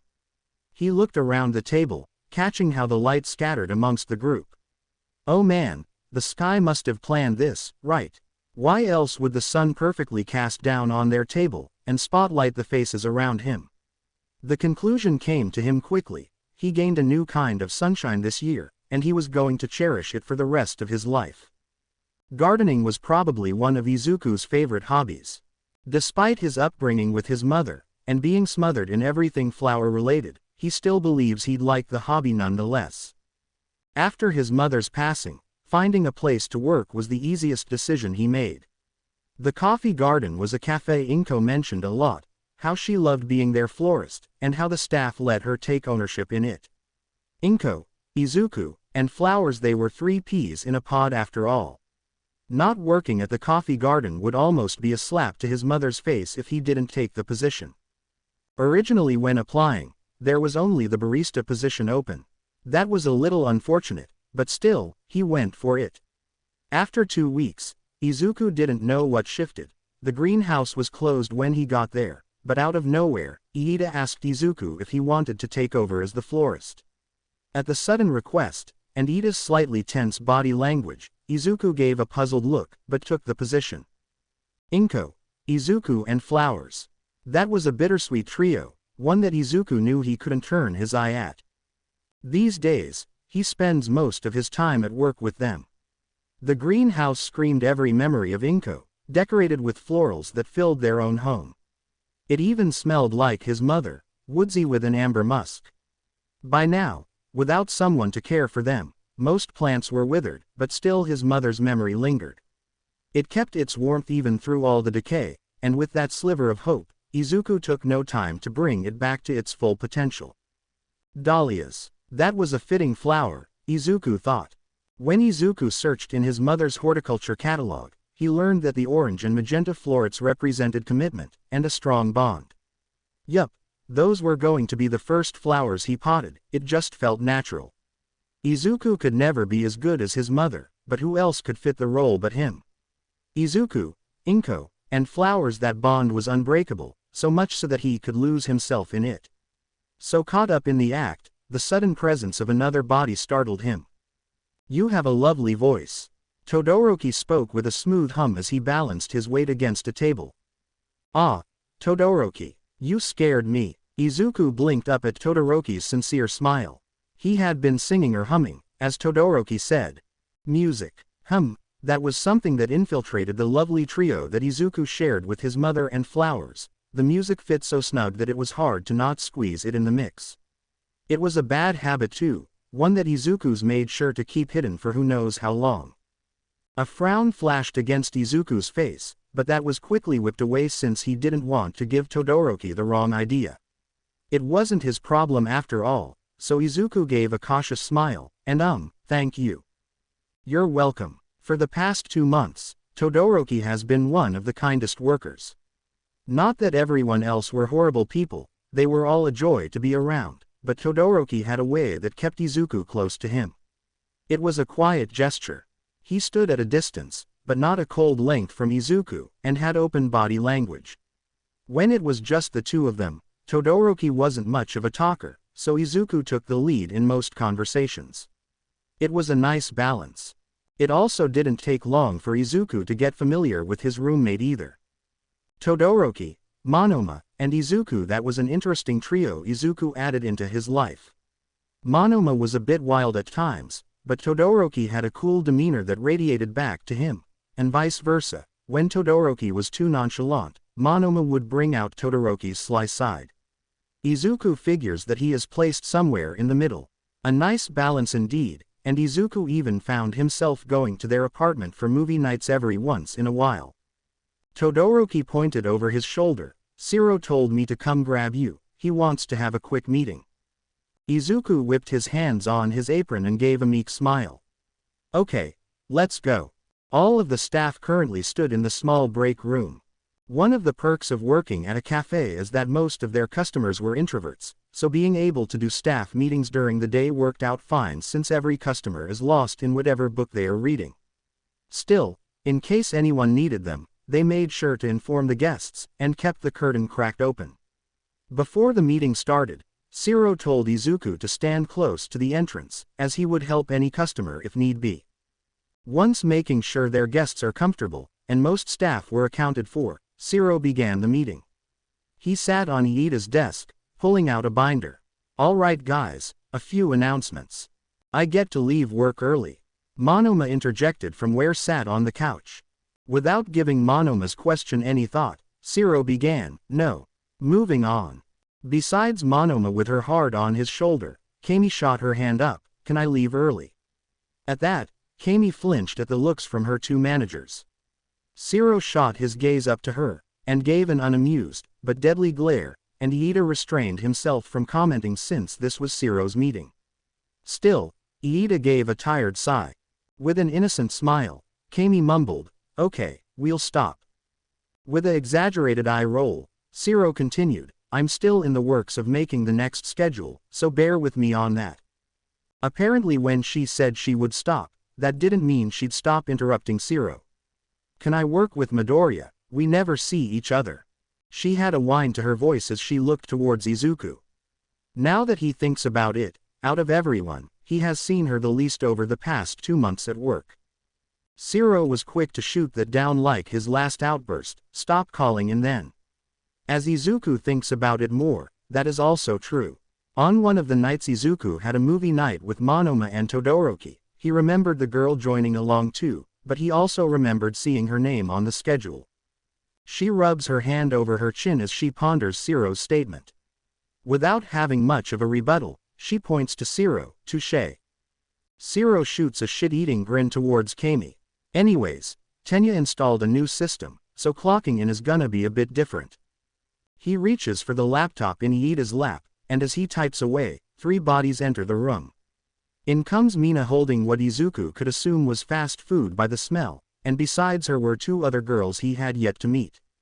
"There's all my favorite people," the unfamiliar girl sang as she pushed the beaded curtain. She made her rounds waving to everyone, but once she landed on Izuku, she extended her already large brown eyes. "Oh, new person, you're right, he is cute, minutes." Izuku was sure he was pink as Mina's hair at the compliment. So far all the girls he's met have not only been extremely beautiful, but have no problem with telling him how they like his looks. Mina nudged the other girl, whispering not so discreetly, "I know right." Mina pointed to her 2 friends, "Midoriya, this is Uraraka and Sue." Izuku could figure out that the one shamelessly flirting with him was Uraraka, and the other one that stood to the side was Sue. Izuku was still recovering from his flushed face, but he was still eager to meet new coworkers. He gave a bright smile towards the girls as he was ready to introduce himself, however Zero took the lead and spoke, "Minutes, you're late." Mina disregarded the stern look on her friend, boss's face, easing in closer and sliding the bag towards Zero. "I got you a burger." There was a beat of silence, everyone now focused on Mina and her obvious bribery. He narrowed his eyes, and scrunched his nose, causing his septum piercing to slip to the side. "No cheese. No cheese." Then there was another beat of silence. Zero eyed Mina, then the bribe, then glanced at his boss who had a curious look. Zero had the audience on the edge of their seat, everyone wondering if he was going to go the stern manager route, or was Mina's insolence going to be forgiven. Though they are friends, Zero means business when he needs to. A man of business, and an even bigger man that loved hamburgers. Zero took the offering, bringing his gapped teeth into a sly smile. "You're forgiven." Everyone let go of the breath they didn't know they were holding in. Mina rejoiced as leapt onto the couch with Kami, whereas Iida gave a disappointed sigh. As Zero paused the meeting to sink his teeth into the burger, Izuku took the moment to chat with the 2 new girls. "It's nice to meet you all. I'm surprised we haven't worked with each other yet." Izuku was sure he said something wrong, as Sue gave a puzzled head tilt. Her face first crinkled into confusion, but quickly shot up as a thought came to her. "Oh no, we just kinda hang out here." Sue had a raspy voice, one where it always sounded like she lost it. "I work at a veterinary clinic, and Uraraka is a high school teacher." Sue had the same vibe as Zero, both of them had an earthy aesthetic going on. That idea came quickly to Izuku when he noticed the lean in her walk as she went behind Zero, peering over his shoulder. Like it was nothing, she took the binder from his grasp. "So, what's on the agenda, boss?" And as if Sue was one of his employees, he explained, "Nothing much really, I just got a show." His voice trailed off, the words pulling at his body, leaning him to the side. He knitted his brows as he looked towards Izuku, which scared him half to death, but upon further inspection, Zero was looking past him. Following his gaze, Izuku slightly peeked over his shoulder, watching as a hand reached for the bell. The person rang it once, then twice, then a 3rd time, then it went on and on, along with the irritated frown that was glued on Zero's face. Oh God, Izuku was supposed to take care of customers. It was just his luck that he had to get stuck with a Karen too. Though Izuku knew his fate was sealed, he still gave Zero a begging look. Zero seemed to be having a staring eye contest with whoever was on the other side, but broke it to look at Izuku. "Hey Midoriya, can you ring up who's at the counter?" To be continued. I hope you enjoyed this story. Also remember to subscribe and like this video. See you in the next video.